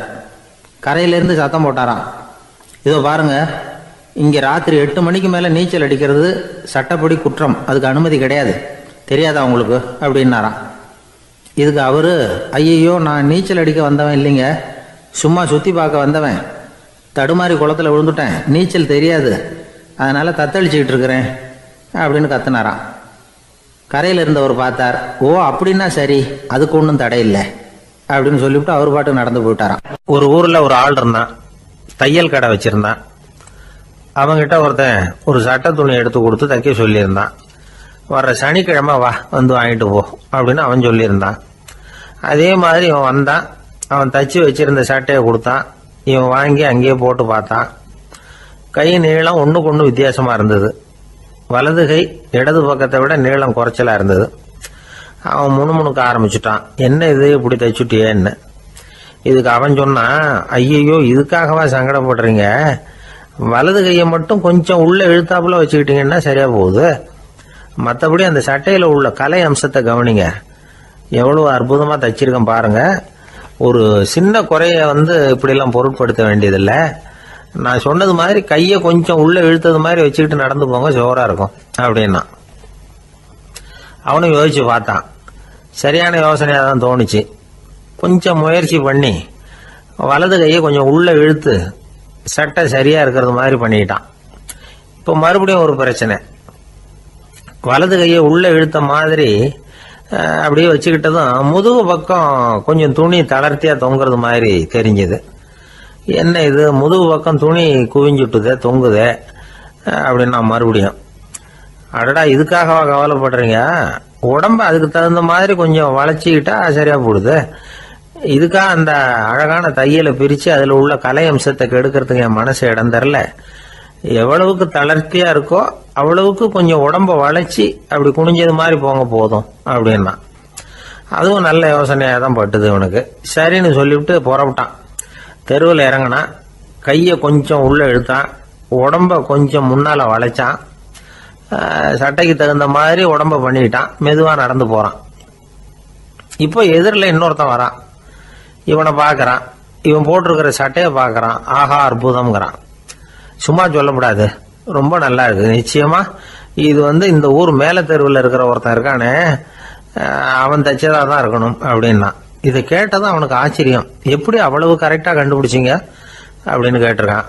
இதுக்கு அந்த வழிபோகன்னு சொன்னானா, அவன் ரொம்ப கெட்டிக்காரன், உங்களை மாதிரி உடம்பும் கையும் வளைஞ்சு போன ஒரு ஆசாமிக்கு அவனை தவிர வேற யாராலேயும் இவ்வளவு பொருத்தமான ஒரு சட்டையை தைக்க முடியாது அப்படின்னானா. பாருங்க, அவனுக்காக இவன் அனுசரிக்க போய் இவனோட நிலைமை எப்படி ஆயிடுது பாருங்க. இதே மாதிரி தான் சில சடங்குகளும் சம்பிரதாயங்களும் நம்மளை கோமாளி ஆக்கி விட்டுரும். எதுவா இருந்தாலும் அதுல அறிவுபூர்வமான அணுகுமுறை அவசியம். ஒரு நர்ஸ் அவசரமா ஓடி டாக்டர் கிட்ட சொல்லிச்சான், டாக்டர் ஒரு தப்பு நடந்து போச்சு, 10ஆம் நம்பர் பெட்ல இருக்கிற பேஷண்ட்டுக்கு காலில் ஆபரேஷன் பண்றதுக்கு பதிலாக கையில் ஆபரேஷன் பண்ணி விட்டீங்க, கை ஆபரேஷன் பண்ணிக்க வேண்டிய ஆள் 7ஆம் நம்பர் பெட்ல இருக்கார் அப்படின்னு தான். அதுக்கு ஒரு பதட்டப்படாம சொன்னாராம், பரவாயில்ல இவரை தூக்கி 7ஆம் நம்பர் பெட்ல போட்டுரு அப்படின்னாராம். ஒரு ஊர்ல ஒரு பெரியவர் இருந்தார். அவர் ஒரு குரு. அவர் தொடர்ந்து தியான கூட்டங்கள் நடத்துவார். அந்த கூட்டத்தில் கலந்துக்கிறதுக்காக பல ஊர்கள்ல இருந்து சீடர்கள் நிறைய பேர் வருவாங்க போவாங்க. ஒரு நாள் அங்கே கூட்டம் நடந்துகிட்டு இருக்குது. அந்த சமயத்தில் சீடர்களில் ஒருத்தன் என்னத்தையே திருடி விட்டான். மற்ற சீடர்கள் அதை கவனிச்சுட்டாங்க. இவன் ஆப்பிட்டுக்கிட்டான். கூட்டம் முடிஞ்ச பிற்பாடு இவன் திருடின விஷயத்த அந்த பெரியவர்கிட்ட போய் சொன்னாங்களாம். அவர் கவனத்துக்கு கொண்டுகிட்டு போனாங்க. ஆனால் அவர் இதை காதலியே போட்டுக்கல, கண்டுக்கவே இல்லை. போய் சொன்ன சீடர்களுக்கெல்லாம் ஏமாத்தமாக போயிட்டுது. என்ன இது, இவ்வளவு தூரம் நாம் கண்டுபிடிச்சி போய் சொல்கிறோம், அவர் கண்டுக்கவே மாட்டேங்கிறாரே அப்படின்னு ஒரு மாதிரி ஆயிட்டாங்க. இருந்தாலும் அதை பற்றி ஒன்றுமே சொல்லிக்கல, பேசாமல் இருந்துட்டாங்க. கொஞ்ச நாள் ஆச்சு. அதே ஆள் மறுபடியும் ஒரு திருட்டில் மாட்டிக்கிட்டான். சீடர்கள் மறுபடியும் அந்த குரு கிட்ட விஷயத்த சொன்னாங்க. அவர் அப்பவும் வழக்கம் போல சும்மாவே இருந்துட்டார். இவர் இப்படி இருக்கிறத பார்த்ததும் அந்த சீடர்களுக்கு கோபம் வந்துட்டுது. உடனே அந்த சீடர்கள்லாம் ஒன்று கூடி பேசினாங்களாம். எல்லாருமா சேர்ந்து ஒரு விண்ணப்பம் தயார் பண்ணாங்க. அதை குருநாதர்கிட்ட கொண்டுட்டு போய் கொடுத்தாங்க. அந்த விண்ணப்பத்தில் இவங்க என்ன எழுதியிருக்கிறாங்க தெரியுமா? குருநாதர் அவர்களே, உடனே திருடனவன் மீது சட்ட நடவடிக்கை எடுக்கணும். நீங்கள் அப்படி அவனை இங்கே சேர்க்கக்கூடாது. நீங்கள் சேர்த்தீங்கன்னா நாங்கள் இங்கே இருக்கிறத பற்றி யோசிக்க ஆரம்பிச்சிருவோம். அவனை இந்த மடத்தை விட்டே துரத்தி பண்ணணும். நீங்கள் அவனை வெளியில் அனுப்புங்க, இல்லைன்னா நாங்கள் அத்தனை பேரும் வெளியில் போயிடுறோம். இப்படி தான் அந்த விண்ணப்பத்தில் எழுதியிருக்கிறாங்க. குரு அந்த விண்ணப்பத்தை வாங்கி படித்து பார்த்தார். அதுக்கப்புறம் அதை எழுதின அத்தனை பேரையும் கூப்பிட்டாரு. எல்லாரும் இப்படி வாங்கன்னாரு. வந்தாங்க. இப்படி என் எதிரில் உட்காருங்கன்னார். உட்காந்தாங்க. அப்புறம் சொன்னார், இதை பாருப்பா, நீங்கள் எல்லாரும் புத்திசாலிகள். உங்களுக்கு எது நல்லது எது கெட்டதுங்கிறது நல்லா தெரியும். நீங்கள் மேற்கொண்டு ஏதாவது படிக்கணும்னு நினச்சா வேறு எங்கே வேணும்னாலும் போகலாம். அதுக்கு நான் தடை சொல்ல மாட்டேன். ஆனால் உங்களால் குற்றம் சாட்டப்பட்ட அவன் இருக்கானே, அவன் எப்படின்னா அவனுக்கு எது நல்லது எது கெட்டதுங்கிறதெல்லாம் தெரியாது. அதனால தான் திருடுறான். நீங்கள் சொல்கிறது மாதிரி அவனை அடித்து துரத்தி விடுறோம்னு வச்சுங்க, அவனுக்கு எப்படி நல்லது கெட்டது தெரியும்? அவனுக்கு அதை யார் சொல்லி கொடுக்கறது? அதனால் இங்கேயே இருக்கட்டும், அதுதான் சரி. இதுக்காக நீங்கள் எல்லாரும் என்னை விட்டுட்டு போனாலும் சரி, அவனை நான் விரட்ட மாட்டேன் அப்படின்னு விட்டாரான். இவ்வளவையும் திருடனை அந்த சீடன் கேட்டுக்கிட்டே இருந்திருக்கான். அவன் கண்களில் கண்ணீர். அப்படியே எழுந்திரிச்சு வந்தான். குரு காலில் விழுந்தான். அவன் கண்ணீரில் அவனது தீமை கழுவப்பட்டது அப்படிம்பாங்க. அதாவது சீடர்களுக்கு அந்த குருவோட பெருமை அப்போ தான் புரிஞ்சுதான். ஒரு நல்ல ஆசிரியர் இருக்காருன்னு வச்சுங்க, நல்லா படிக்கிற பையனுக்கு தான் பாடம் சொல்லி கொடுப்பேன்னா அது என்ன பெரிய விஷயமா? மோசமாக படிக்கிறவனையும் மாற்றி காட்டுறேங்கிறது தான் பெருமை. இந்த காலத்து குரு ஒருத்தர் ஒரு ஆசிரமம் வச்சு நடத்திட்டு வந்தார். நிறைய பேர் தினம் வருவாங்க போவாங்க. ஒரு நாள் ஒருத்தன் வந்தான். அந்த குரு முன்னாடி போய் நின்னான். ஐயா, என்ன உங்கள் சீடனாக ஏற்றுக்கணும்னா. அந்த குரு நிமிர்ந்து பார்த்தார். உன்னுடைய நோக்கம் என்னன்னு கேட்டார். ஐயா, உங்ககிட்ட கொஞ்ச நாள் இருந்தேன்னா நல்ல பழக்க வழக்கங்களை கற்றுக்கலாம். அதுக்கப்புறம் வெளியில் போய் ஒரு நல்ல தொழில் தொடங்கி வாழ்க்கையில் முன்னுக்கு வரணுங்கிறது தான் என்னோட நோக்கம் அப்படின்னா. நீ சொல்கிறது சரி, ஆனால் உன்னால் இங்கே நல்ல பழக்க வழக்கங்களை கற்றுக்க முடியலேன்னு வச்சுக்கோ. அப்போ என்ன பண்ணுவேன் அப்படின்னு கேட்டார் அவர். அப்படி ஆச்சுன்னா என்ன, உங்களை மாதிரியே ஒரு ஆசிரமம் ஆரம்பித்து அதுக்கு குருவாக இருந்துட்டு போகிறேன் அப்படின்னா. கடற்கரை ஓரமாக ஒரு பெரியவர் கையால் மணலை கீறிக்கிட்டே உட்காந்துருக்கிறார். என்னத்தையும் தேடிட்டு இருக்கிறது மாதிரி தெரிஞ்சுது. மெதுவாக கிட்டத்தில் போய் என்னத்தை தேடிட்டு இருக்கிறீங்க அப்படின்னு கேட்டோம். அவரு சாவகாசமாக நிமிர்ந்து பார்த்து நிம்மதியை தேடிட்டு இருக்கிறேன்னார். நாங்கள் ஒரு மாதிரி ஆயிட்டோம். இருந்தாலும் சமாளிச்சுக்கிட்டு, சார், மணல்ல கிழிஞ்சல் தான் கிடைக்கும், நிம்மதி கிடைக்காது அப்படின்னோம். சரி, இன்னைக்கு வசமா நம்மகிட்ட ஒரு ஆள் மாட்டிக்கிட்டார் அப்படின்னு நினைச்சு அவர் பக்கமா போய் உட்காந்துக்கிட்டு கதை சொல்ல ஆரம்பிச்சிட்டோம். ஒரு பெரிய மன்னர் இருந்தார். அவருக்கு எல்லா வசதியும் இருந்தது. இருந்தாலும் ஒரே ஒரு குறை. அது என்னன்னா நிம்மதி இல்லைங்கிற குறை. அரண்மனையில தினமும் கலை நிகழ்ச்சி நாட்டியம் எல்லாம் நடந்துகிட்டு தான் இருந்தது. இருந்தாலும் நிம்மதி இல்லை. சரி, நிம்மதி எங்க கிடைக்கும் அப்படின்னு தேட ஆரம்பிச்சார். உடனே அதுக்கான முயற்சிகள்ல தீவிரமா இறங்கினார். நாட்டில் உள்ள தத்துவ மேதைகளை எல்லாம் கூப்பிட்டுட்டு வர சொன்னார். எல்லாரும் சேர்ந்தாங்க. அவங்கள பார்த்து நிம்மதி எங்க இருக்குது அப்படின்னு விசாரிச்சார். அவங்களுக்கு அது தெரிஞ்சா ஏன் இப்படி ராஜா முன்னாடி நின்றுட்டு இருக்க போறாங்க? ராஜாவோட கேள்விக்கு ஒவ்வொருத்தரும் ஒவ்வொரு மாதிரி விளக்கம் கொடுக்க ஆரம்பிச்சிட்டாங்க. எந்த பதிலும் ராஜாவுக்கு திருப்தி அளிக்கக்கூடிய அளவுக்கு இல்லை. சரி, போயிட்டு வாங்கன்னு சொல்லி அவங்கள எல்லாம் அனுப்பி வச்சுட்டார். ஒரு நாள் அவர் மாளிகையில உப்பருகையில நின்றுட்டு இருக்கிறார். அந்த சமயத்துல தெருவில் ஒரு பிச்சைக்காரன் ரொம்ப உல்லாசமா பாட்டு பாடிக்கிட்டே போயிட்டு இருக்கிறான். குரல்ல ஒரு சந்தோஷம், நடையில ஒரு மிடுக்கு. அவங்ககிட்ட கொஞ்சம் கூட கவலை இருக்கிறதா தெரியல. உடனே ராஜா அதை பார்த்தார். ஏவலாளிகளை கைதட்டி கூப்பிட்டார். உடனே ஓடி போய் அந்த பிச்சைக்காரனை இங்க அழைச்சிட்டு வாங்கன்னு உத்தரவு போட்டார். இவங்க உடனே ஓடி போய் அவனை கூப்பிட்டாங்க. அரண்மனைக்கு வாழ்ந்தாங்க. அவன் வரல. அரண்மனைக்கு உள்ள அடி எடுத்து வைக்க மாட்டேன்னு சொல்லிவிட்டான். ராஜா கிட்ட விஷயத்தை சொன்னாங்க. அவருக்கு ரொம்ப ஆச்சரியம், இப்படி ஒரு ஆள் இருக்கிறானா அப்படின்னு. சரி, அவன் என்னதான் சொல்றான் அப்படின்னு விசாரிச்சார். இவங்க மறுபடியும் தெருவுக்கு போய் கேட்டாங்க. என்ன பார்க்கணும்னா ராஜா விருப்பப்பட்டாருன்னா அவரை வேணும்னா இங்க வர சொல்லுங்க அப்படின்னு சொல்லிவிட்டான். அதை ராஜா கிட்ட சொன்னாங்க. அவருக்கு கோபம் வரல. இவ்வளவு சுதந்திர உணர்வோடு இருக்கிறவன் சாதாரண ஆளா இருக்க முடியாது அப்படின்னு நினைச்சார். உடனே கிடுகிடுன்னு இறங்கி தெருவுக்கு வந்தார். பிச்சைக்காரங்கிட்ட போனார். நீ கவலைப்படாம சந்தோஷமா பாடிட்டு போறியே, அது எப்படி முடியுது உன்னால அப்படின்னு கேட்டார். ஏன் அப்படி கேக்குறீங்கன்னு அவன், அதுக்கு இல்ல, எனக்கு அரண்மனையில எவ்வளவோ சுகபோகங்கள்லாம் இருக்கு, இருந்தாலும் நிம்மதி இல்லை. இது ஏன்னு எனக்கு தெரியல. இந்த தேசத்துல உள்ள அறிஞர்களை எல்லாம் கூப்பிட்டு கேட்டு பார்த்துட்டேன், அவங்களுக்கும் தெரியல. உன்னை கேட்டா தெரியும்னு நினைச்சேன். அதனால தான் சந்திக்கிறதுக்கு ஆசைப்பட்டேன். ஆனா நீ வரமாட்டேன்னுட்டியே அப்படின்னார். பிச்சைக்காரன் கடகடன்னு சிரிக்க ஆரம்பிச்சுட்டான். மகிழ்ச்சிக்கும் உங்களுக்கும் தடையா இருக்கிறது இந்த மாளிகை தான். இதை விட்டுட்டு வெளியில வந்துட்டா நிம்மதி தேடிட்டு வந்துரும்னா. நான் அரசன், எனக்குன்னு கடமைகள் இருக்கு, அதையெல்லாம் விட்டுட்டு எப்படி வர முடியும்னார் ராஜா. ரெண்டும் ஒரே நேரத்துல கிடைக்கணுங்கிறது முடியாத காரியம். உங்க சுகபோகத்துக்கு விலையாதான் உங்க நிம்மதியை கொடுத்துக்கிட்டு இருக்கிறீங்க. என்ன பாருங்க, என்கிட்ட எதுவும் இல்லை, அதனால எதுவும் போயிடுமோங்கிற பயமும் இல்லை, நிம்மதியா இருக்கிறேன் அப்படின்னா அவன். ராஜா உடனே சந்தோஷப்பட்டு தன்னுடைய மேலங்கியை எடுத்து அவனுக்கு பரிசா கொடுத்தாரான். அவன் சிரிச்சுக்கிட்டே அதை வாங்க மாட்டேன்னு விட்டானான். இதை நீங்க எனக்கு கொடுக்கறதுனால எந்த பயனும் இல்லை, அதே நேரத்துல அதை வாங்கிட்டேன்னா அடுத்த வினாடியிலிருந்து அதை எப்படி காப்பாத்துறதுங்கிற கவலை எனக்கு வந்து சேர்ந்துரும், அப்புறம் தூக்கம் வராது, நிம்மதி போயிடும் அப்படின்னானா. சொல்லிவிட்டு அவன் பாட்டுக்கு சந்தோஷமா பாடிக்கிட்டே போயிட்டான். நிம்மதி எங்க இருக்குங்கிறதையும் ராஜா தெரிஞ்சுக்கிட்டார். அந்த இடத்துக்கு தன்னால போக முடியாதுங்கிறதையும் அவர் புரிஞ்சுக்கிட்டார். இப்படி இந்த கதைய அந்த கடற்கரையில மணலை கீறிக்கிட்டே உட்கார்ந்துருந்தார அந்த பெரியவர்கிட்ட சொல்லி முடிச்சோம். அவர் முகத்துல ஒரு தெளிவு தெரிஞ்சது. எங்களை நிமிர்ந்து பார்த்தார். ரொம்ப நன்றிங்க, இப்ப எனக்கு தெரிஞ்சு போச்சு, நிம்மதி வேணும்னா அதுக்கு என்ன பண்ணணும்னு இப்ப நல்லா புரிஞ்சுக்கிட்டேன் அப்படின்னார். என்ன புரிஞ்சுக்கிட்டீங்கன்னு கேட்டோம். இனிமே இந்த பக்கம் வந்தா உங்க கண்ணுல படாத இடமா பார்த்து உட்காரணும்னு புரிஞ்சுக்கிட்டேன் அப்படின்னார். தான் மட்டும் வாழ்ந்தா போதும் அப்படின்னு நினைக்கிறவங்க உண்டு, தானும் வாழணும் அடுத்தவங்களும் வாழணும் அப்படின்னு நினைக்கிறவங்களும் உண்டு. முதல்ல சொன்ன வகையை சேர்ந்த மனிதர்கள் எப்படி தெரியுமா? எப்படியாவது தான் மட்டும் வாழ்ந்தால் போதுங்கிற நினைப்பு தான் எப்பவும் அவங்களுக்கு இருக்கும். தங்களுடைய வளர்ச்சிக்கு எது தடையா இருந்தாலும் சரி, யார் தடையா இருந்தாலும் சரி, அதை அழிச்சுட்டு தான் மறுவேலை பார்ப்பாங்க. அவங்கெல்லாம் பாவ காரியங்களுக்கு தயங்குறதே இல்லை. அப்படிப்பட்ட வாழ்க்கை அவங்களுக்கே இடைஞ்சல அமைஞ்சு விடுறது உண்டு. அதை விளக்கறதுக்கு ஒரு கதையும் உண்டு. ஒரு ஊர்ல அப்படிப்பட்ட ஆள் ஒருத்தன் இருந்திருக்கான். நிறைய பாவங்களை செஞ்சவன். அதன் காரணமா நரகப்படுகொழியில விழுந்துட்டான். நரகப்படுகொழிங்கிறது ஒரு பெரிய கிணறு மாதிரி. ஏற்கனவே பாவம் செஞ்சவங்க நிறைய பேர் அதில் விழுந்து கிடக்குறாங்க. உள்ள ஏகப்பட்ட சத்தம், எல்லாம் அந்த பாவாத்மாக்கள் போடுற சத்தம். இப்போ விழுந்தானே இவனும் சத்தம் போட்டான். இவன் போடுற சத்தம் கொஞ்சம் அதிகமா கேட்டுது. இந்த கிணத்துக்கு பக்கத்துல புத்தர் உட்கார்ந்துருக்கிறார். அவர் காதுல இவன் போடுற சத்தம் விழுந்தது. உடனே அந்த கிணத்தடிக்கு போனார். குனிஞ்சு பார்த்தார். சாமி என்னை காப்பாத்துங்க அப்படின்னு கத்தனான் இவன். புத்தர் அவனை கொஞ்சம் கவனிச்சு பார்த்தார்.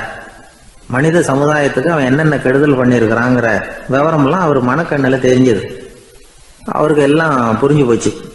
இருந்தாலும் அவனை காப்பாத்துறதுக்கு ஏதாவது வழி உண்டா அப்படின்னு யோசிச்சார். அவன் தன்னுடைய வாழ்நாளில் ஏதாவது நல்லது செஞ்சிருக்கானா அப்படின்னு பார்த்தார். ஒரே ஒரு சமயம் அவன் தன்னுடைய காலடியில மிதிபட இருந்த சிலந்தியை மிதிக்காமல் தாண்டி போயிருக்கிறான். இந்த ஒரு காரியத்துக்காக அவனை கரையேற்ற முடியுமா அப்படின்னு நினைச்சார். அவ்வளவுதான். உடனே அவர் கையில ஒரு சிலந்தி வந்து உட்கார்ந்துதான். அதுகிட்ட இருந்து நூல் இழை வெளிவர ஆரம்பிச்சது. அந்த நூல் இழை கிணற்று ஆழம் வரைக்கும் அப்படியே நீண்டுகிட்டே போச்சான். புத்தர் பார்த்தார். இந்த நூலை பிடிச்சிக்கிட்டு மேலே ஏறி வா அப்படின்னார். என்னங்க சொல்றீங்க, இந்த சிலந்தி நூல் என்ன தாங்குமான்னு கத்தனான். எல்லாம் தாங்கும், அதை பிடிச்சிக்கிட்டு ஏறி வா அப்படின்னார். சந்தேகத்தோடவே அவன் அந்த நூல் இழைய பிடிச்சி இழுத்து பார்த்தா ரொம்ப வலுவா இருந்தது. அவனுக்கு ஆச்சரியம். அதை பிடிச்சிக்கிட்டே மெதுவா மேலே ஏறி வர ஆரம்பிச்சுட்டான். பாதி தூரம் ஏறி வந்திருப்பான். அப்போ அவன் காலுக்கு கீழே ஏதோ சத்தம். என்னன்னு குனிஞ்சு பார்க்கறான். கீழே கிடந்தவங்க சில பேரும் அந்த நூலை பிடிச்சி மேலே வந்துகிட்டு இருக்கிறாங்க. இவனுக்கு கோபம் வந்துட்டுது. தன்னுடைய இடுப்புல வச்சிருந்த கத்தியை எடுத்து தன்னுடைய காலுக்கு கீழே நூல் இழையை அப்படியே வெட்டி விட்டுட்டான். இனிமே நாம மட்டும்தான் மேலே ஏறி வந்துடணும் அப்படின்னு நினைச்சுக்கிட்டான். ஆனா நடந்தது என்ன தெரியுமா? மொத்த நூல் இழையும் அப்படியே அருந்து கீழே விழுந்துட்டுது. அவனும் பொத்துன்னு கீழே விழுந்துட்டான். மறுபடியும் கத்த ஆரம்பிச்சுட்டான். ஏற்கனவே அவன் செஞ்சிருந்த ஒரு சிறு கருணை அந்த நூல் இழைக்கு உறுதியை கொடுத்தது. இப்போ அவன் செஞ்ச பாவம் அந்த நூல் இழைய வலுவிழக்க செஞ்சுட்டுது. அடுத்தவங்களும் வாழணுங்கிற எண்ணம் அவனுக்கு இருந்திருந்தா இப்போ அவனும் கரையேறி வந்திருப்பான், மற்றவங்களும் சௌக்கியமா வந்து சேர்ந்திருப்பாங்க. அதனால நாமும் வாழணும் அடுத்தவங்களும் வாழணும் அப்படின்னு நினைக்கிறவன் வாழ்க்கையில சீக்கிரம் முன்னுக்கு வந்துடுவான். ஒருத்தன் ஒரு டாக்டர் கிட்ட போனான். மருந்து வாங்கினான். வாங்கி கொண்டாந்து பேசாம வச்சுட்டான், சாப்பிடல. அப்புறம் எதுக்காகப்பா போய் அவர்கிட்ட மருந்து வாங்கினேன் அப்படின்னு கேட்டாங்க. டாக்டர் வாழணும் இல்லையா, அதனாலதான் அப்படின்னா. அவர் கொடுத்த மருந்தை நீ ஏன் சாப்பிடல அப்புறம் அப்படின்னு கேட்டாங்க. நான் வாழணும் இல்லையா, அதுக்காக தான் அப்படின்னா. ஒரு சன்னியாசி அவர் ஒரு நாள் ஒரு கனவு கண்டாராம். அந்த கனவுல அவர் சொர்க்கத்துக்கு போறார். அங்கே ஒரு பெரிய திருவிழா நடந்துகிட்டு இருக்குது. எங்கே பார்த்தாலும் அலங்கார வளைவுகள், வண்ணமயமான விளக்குகள், பாதைகள் பூரா மலர்கள், எல்லா கட்டடங்களும் ஒளிமயம். அவ்வளவு கோலாகலமாக பிரம்மாண்டமாக அந்த திருவிழா நடந்துகிட்டு இருக்குது. அது என்ன திருவிழாங்கிறது இந்த சன்னியாசிக்கு புரியல. அங்கே எதிரில் வந்துக்கிட்டு இருந்த ஒருத்தரை நிறுத்தி, என்ன விசேஷம் இங்கே அப்படின்னு விசாரிச்சாராம். உனக்கு தெரியாத விஷயம், இன்னைக்கு இறைவனுக்கு பிறந்த நாள், அதை தான் எல்லாரும் சேர்ந்து கொண்டாடுறோம். இதுக்காக பிரம்மாண்டமான ஊர்வலம் ஒன்று வரப்போகுது. இறைவனே அந்த ஊர்வலத்தில் கலந்துக்கிறார் அப்படின்னார் அவர். உடனே அந்த சன்னியாசி ஒரு மரத்து நிழலில் ஒதுங்கி நின்றுக்கிட்டார். ஊர்வலம் வந்துக்கிட்டு இருக்குது. முதல்ல ஒரு குதிரை வந்துக்கிட்டு இருக்கு. அது மேலே ஒருத்தர் உட்காந்துருக்கிறார். அவருக்கு பின்னாடி நிறைய பேர் கூட்டமாக வந்துக்கிட்டு இருக்கிறாங்க. இவ்வளவு கூட்டம் இவர் பின்னாடி வருதே, யார் இவர் அப்படின்னு கேட்டார். ஒரு மதத்தின் பெயரை சொல்லி, இவர் அந்த மதத்தின் தலைவர், அவரை பின்பற்றுகிற மக்கள் கூட்டம் பின்னாடி வந்துகிட்டு இருக்குது அப்படின்னு விவரம் சொல்லியிருக்கிறாங்க. இவங்களுக்கு அடுத்தபடியா இன்னொரு குதிரையில் ஒருத்தர் வந்துகிட்டு இருக்கிறார். அவருக்கு பின்னாடி ஏகப்பட்ட கூட்டம். இவர் யாருங்க அப்படின்னு கேட்டிருக்காரு சன்னியாசி. அங்கே இருக்கிறவங்க விவரம் சொல்லியிருக்கிறாங்க. இன்னொரு மதத்தின் பெயரை சொல்லி, இவர் அந்த மதத்தினுடைய தலைவர், அவர் வழியை பின்பற்றுகிறவர்கள் அவர் பின்னாடி கூட்டமாக வந்துகிட்டு இருக்கிறாங்க அப்படின்ட்டு இருக்காங்க. இப்படி ஒவ்வொருத்தராக குதிரை மேலே வந்துக்கிட்டே இருக்கிறாங்க. அவங்கள பின்பற்றியும் ஒவ்வொரு கூட்டம் வந்துக்கிட்டே இருக்குது. அந்த பெரிய ஊர்வலம் அது பாட்டுக்கு போய்கிட்டு இருக்குது. கடைசியாக அது முடிஞ்சது ரொம்ப நேரம் கழித்து. அதுக்கப்புறம் கொஞ்சம் நேரம் கழித்து ஒரு வயசான ஆள் குதிரை மேலே வந்துக்கிட்டு இருக்கிறார். ஆனால் அவருக்கு பின்னாடி யாருமே இல்லை. அவர் பரிதாபமாக தனியாக வந்துக்கிட்டு இருக்கிறார். அவர் அந்த ஊர்வலத்தை சேர்ந்தவரா இல்லையாங்கிறதே தெரியல. இவர் யார், இவர் ஏன் இப்படி தனியாக வந்துக்கிட்டு இருக்கிறார் அப்படின்னு கேட்டிருக்கார் அந்த சன்னியாசி. என்னது இப்படி கேட்குறீங்க? இவர் தான் கடவுள். இவருக்காக தான் இன்னைக்கு இந்த ஊர்வலமே நடக்குது. இவருக்கு தான் இன்னைக்கு பிறந்த நாள். முன்னாடி போகிற ஊர்வலம் பூரா இவருடைய பிறந்த நாளை கொண்டாடுறதுக்காக தான் அப்படின்ட்டு இருக்காங்க. இதை கேட்டதும் அந்த சன்னியாசிக்கு திடுக்குன்னு தூக்கி போட்டிருக்கு. இது வரைக்கும் கனவு கண்டுகிட்டு இருந்தவர் முடிச்சுக்கிட்டார். அதுக்கப்புறம் தான் யோசிச்சு பார்த்துருக்கார். உண்மைதான், மக்கள் எல்லாரும் பக்தி மார்க்கத்தில் போகிறதா நினச்சிக்கிட்டு பாதை மாறி போயிட்டு இருக்கிறாங்க. கடவுளை பின்பற்றுவதாக நினைக்கிறாங்க பக்தர்கள். ஆனால் கடவுளுக்கு பின்னாடி யாருமே இல்லை. இன்னமும் இயல்பாக இதை பற்றி யோசிச்சு பார்த்தா, உண்மைக்கு பின்னாடி தான் நான் போய்கிட்டு இருக்கேன் அப்படின்னு நிறைய பேர் சொல்கிறாங்க. ஆனால் அந்த உண்மை அனாதையாக போய்கிட்டு இருக்குது. அப்படி ஆயிட்டுது உலகம். இந்த காலத்துலேயும் ஒரு ஊர்வலம், ஒரு பெரிய மனுஷருக்கு பிறந்த நாள் விழா. அவர் குதிரை மேலே ஏறி முன்னாடி போயிட்டு இருக்கிறார். அவருக்கு பின்னாடி ஒரு 100 பேர் தொண்டர்கள் அவங்க பாட்டுக்கு போகிறாங்க. எல்லாம் பணம் கொடுத்து ஏற்பாடு பண்ணவங்க. எல்லாம் பணம் வாங்கிட்டு முன்னாடி போயிட்டு இருக்கிறாங்க. கொஞ்சம் தூரம் நடந்ததும் கால் வலிக்க ஆரம்பிச்சுட்டுது. ஒவ்வொருத்தரும் அப்படியே ஒதுங்க ஆரம்பிச்சுட்டாங்க. அதான் முன்னாடியே பணம் கிடைச்சிட்டுதே, இனிமேல் ஒதுங்கினா என்னன்னு ஒதுங்கிட்டாங்க. ஒரு கட்டத்தில் குதிரையில் போகிறவர் தற்செயலாக திரும்பி பார்க்குறாரு. பின்னாடி யாருமே இல்லை. எல்லாரும் ஓடி போயிட்டாங்க. ஒரே ஒரு ஆள் மட்டும் ரொம்ப விசுவாசமாக பின்னாடி நடந்து வந்துக்கிட்டு இருந்தான். ஏன்ப்பா நீ மட்டும் வந்துக்கிட்டு இருக்கிறியே, நீ வீட்டுக்கு போகலையான்னு கேட்டிருக்காரு அவர். நீங்கள் அந்த குதிரையையும் அதுக்குள்ள வாடகை பணத்தையும் கொடுத்துட்டீங்கன்னா நானும் போயிடுவேன் அப்படின்னு நானும். இந்த ஒரு ஊரில் ஒருத்தர் இருந்தார். ரொம்ப நல்லவர். யாருக்காவது ஏதாவது கொடுத்துக்கிட்டே இருப்பார். கொடையாளி. தினமும் யாராவது ஒருத்தருக்கு ஏதாவது கொடுக்கலன்னா அவருக்கு தூக்கம் வராது. அப்படி ஒரு பழக்கம். அது மட்டும் இல்லை, அவர் கொடுக்கறது அடுத்தவங்களுக்கு தெரியாது. அவ்வளவு ரகசியமாக அதை கொடுப்பார். வலது கை கொடுக்கறது இடது கைக்கு தெரியக்கூடாதுன்னு சொல்லுவாங்கல்ல, அது மாதிரி அவர். ஒரு நாள் ராத்திரி அவர் ஏற்கனவே தயாராக கட்டி வச்சிருந்த பணம் முடிச்ச கையில் எடுத்துக்கிட்டு வீட்டை விட்டு வெளியில் வந்தார். தெருவில் இறங்கி நடந்தார். இன்னைக்கு யாருக்கு தர்மம் செய்யறது அப்படின்னு யோசனை பண்ணிட்டு இருட்டில் நடந்து வந்துகிட்டு இருக்கிறார். யாரோ ஒருத்தர் எதிரில் வர்றது மாதிரி தெரிஞ்சுது. உடனே அவர் கிட்ட போனார். தன்கிட்ட இருந்த பணம் முடிச்சு அவசரமாக அவர் கையில் திணிச்சுட்டு திரும்பி வந்துட்டார். அப்பாடா, ஒரு வழியாக யாருக்கும் தெரியாமல் இன்னைக்கு தர்மம் பண்ணியாச்சு அப்படிங்கிற மகிழ்ச்சி, மன நிறைவு அவர் முகத்தில். நிம்மதியாக தூங்கினார். அப்புறம் எழுந்திரிச்சார். மறுநாள் காலையில் ஊர் பூரா ஒரே பேச்சு. என்ன பேச்சுன்னா, நேற்று ராத்திரி ஒரு திருடன் கையில் யாரோ பணத்தை கொடுத்துட்டு போயிருக்கிறாங்க அப்படின்னு எல்லாரும் பேசிக்கிட்டு இருக்கிறாங்க. இதை கேள்விப்பட்டதும் அந்த பெரியவருக்கு ரொம்ப வருத்தமாக போச்சு. அடடா, போயும் ஒரு திருடனுக்காக உதவி பண்ணியிருக்கிறோம், பிரயோஜனம் இல்லாமல் போட்டுதே அப்படின்னு நினச்சார். சரி, இன்னைக்கும் யாருக்காவது உதவி பண்ணணும் அப்படின்னு முடிவு பண்ணினார். ராத்திரி நேரம் வந்தது. இவர் வழக்கம் போல் தெருவில் இறங்கி நடந்தார். கையில் பணம் முடிச்சு எதிரில் ஒரு பொன் உருவம் மங்கலா தெரிஞ்சது. இவர் உடனே அந்த பெண் கிட்ட பணத்தை கொடுத்துட்டு திருப்தியா திரும்பி வந்துட்டார். மறுநாள் காலையில ஊர் பூரா என்ன பேசிக்கிட்டாங்க தெரியுமா? நேற்று ராத்திரி நெறி தவறி நடக்கிற ஒரு பெண்ணின் கையில யாரோ பணத்தை வச்சுட்டு போயிருக்கிறாங்க அப்படின்னு எல்லாரும் பேசிக்கிறாங்க. அடடா, இன்னைக்கும் தவறுதலா நடந்து போச்சு அப்படின்னு ஒரு வருத்தப்பட்டார். இருக்கட்டும், இன்னைக்கும் ஏதாவது தர்மம் பண்ணுவோம் அப்படின்னு நினைச்சுக்கிட்டாரு. 3வது நாள் ராத்திரியும் புறப்பட்டார். இப்பவும் எதிரில் ஒருத்தர் வந்தார். இவர் பணத்தை கொடுத்தார், திரும்பி வந்துட்டார்.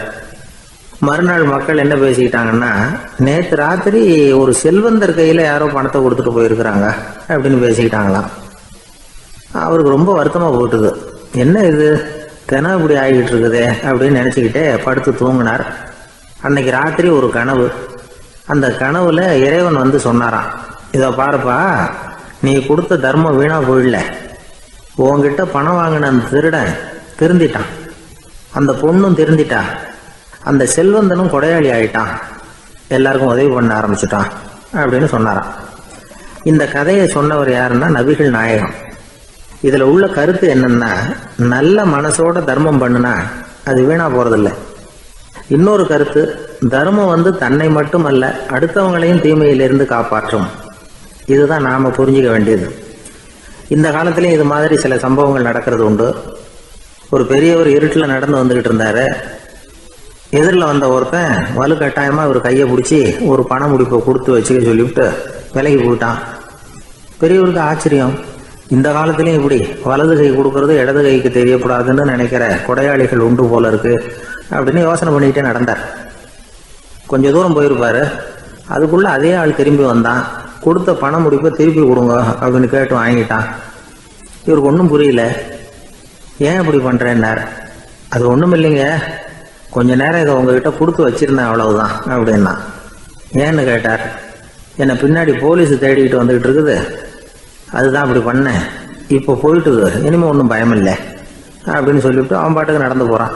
நம்மள மாதிரி ஒரு ஆசாமி அவன் நம்மள மாதிரியே கற்பனை பண்ணான். அதாவது நாம தான் இந்த உலகத்துல ரொம்பவும் கஷ்டப்படுறோம், மற்றவங்க எல்லாம் சந்தோஷமா இருக்கிறாங்க அப்படின்னு அவன் நினைச்சுக்கிட்டான். அவன் ஒரு நாள் கடவுளை வேண்டிக்கிட்டானா, சுவாமி, இந்த உலகத்துல எவ்வளவோ பேர் இருக்கிறாங்க, ஒவ்வொருத்தருக்கும் ஒவ்வொரு விதமான கஷ்டம் இருக்கலாம், ஒத்துக்கிறேன். இருந்தாலும் எனக்கு அது கொஞ்சம் அதிகமா இருக்கிறது மாதிரி தெரியுது.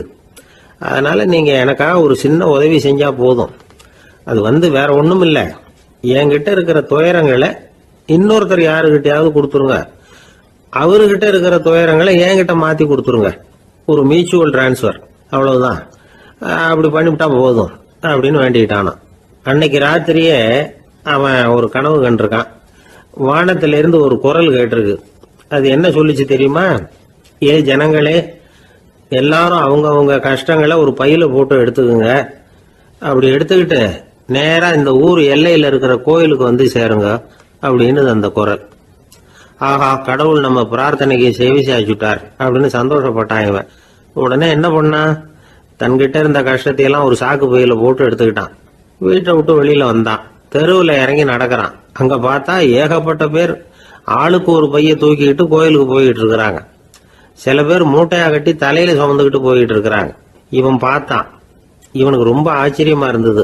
ஏன்னா எல்லாரும் வச்சிருக்கிற பைய இவன் பைய விட பெருசா இருந்தது. இவன் பை தான் இருக்கிறதுலயே கொஞ்சம் சின்னதா தெரிஞ்சது. இப்ப அவன் மறுபடியும் சாமியை வேண்டிக்கிட்டான், கடவுளே, இப்ப உள்ள சூழ்நிலையை கவனிச்சா என்கிட்ட இருக்கிற பைய பரவாயில்லன்னு தோணுது.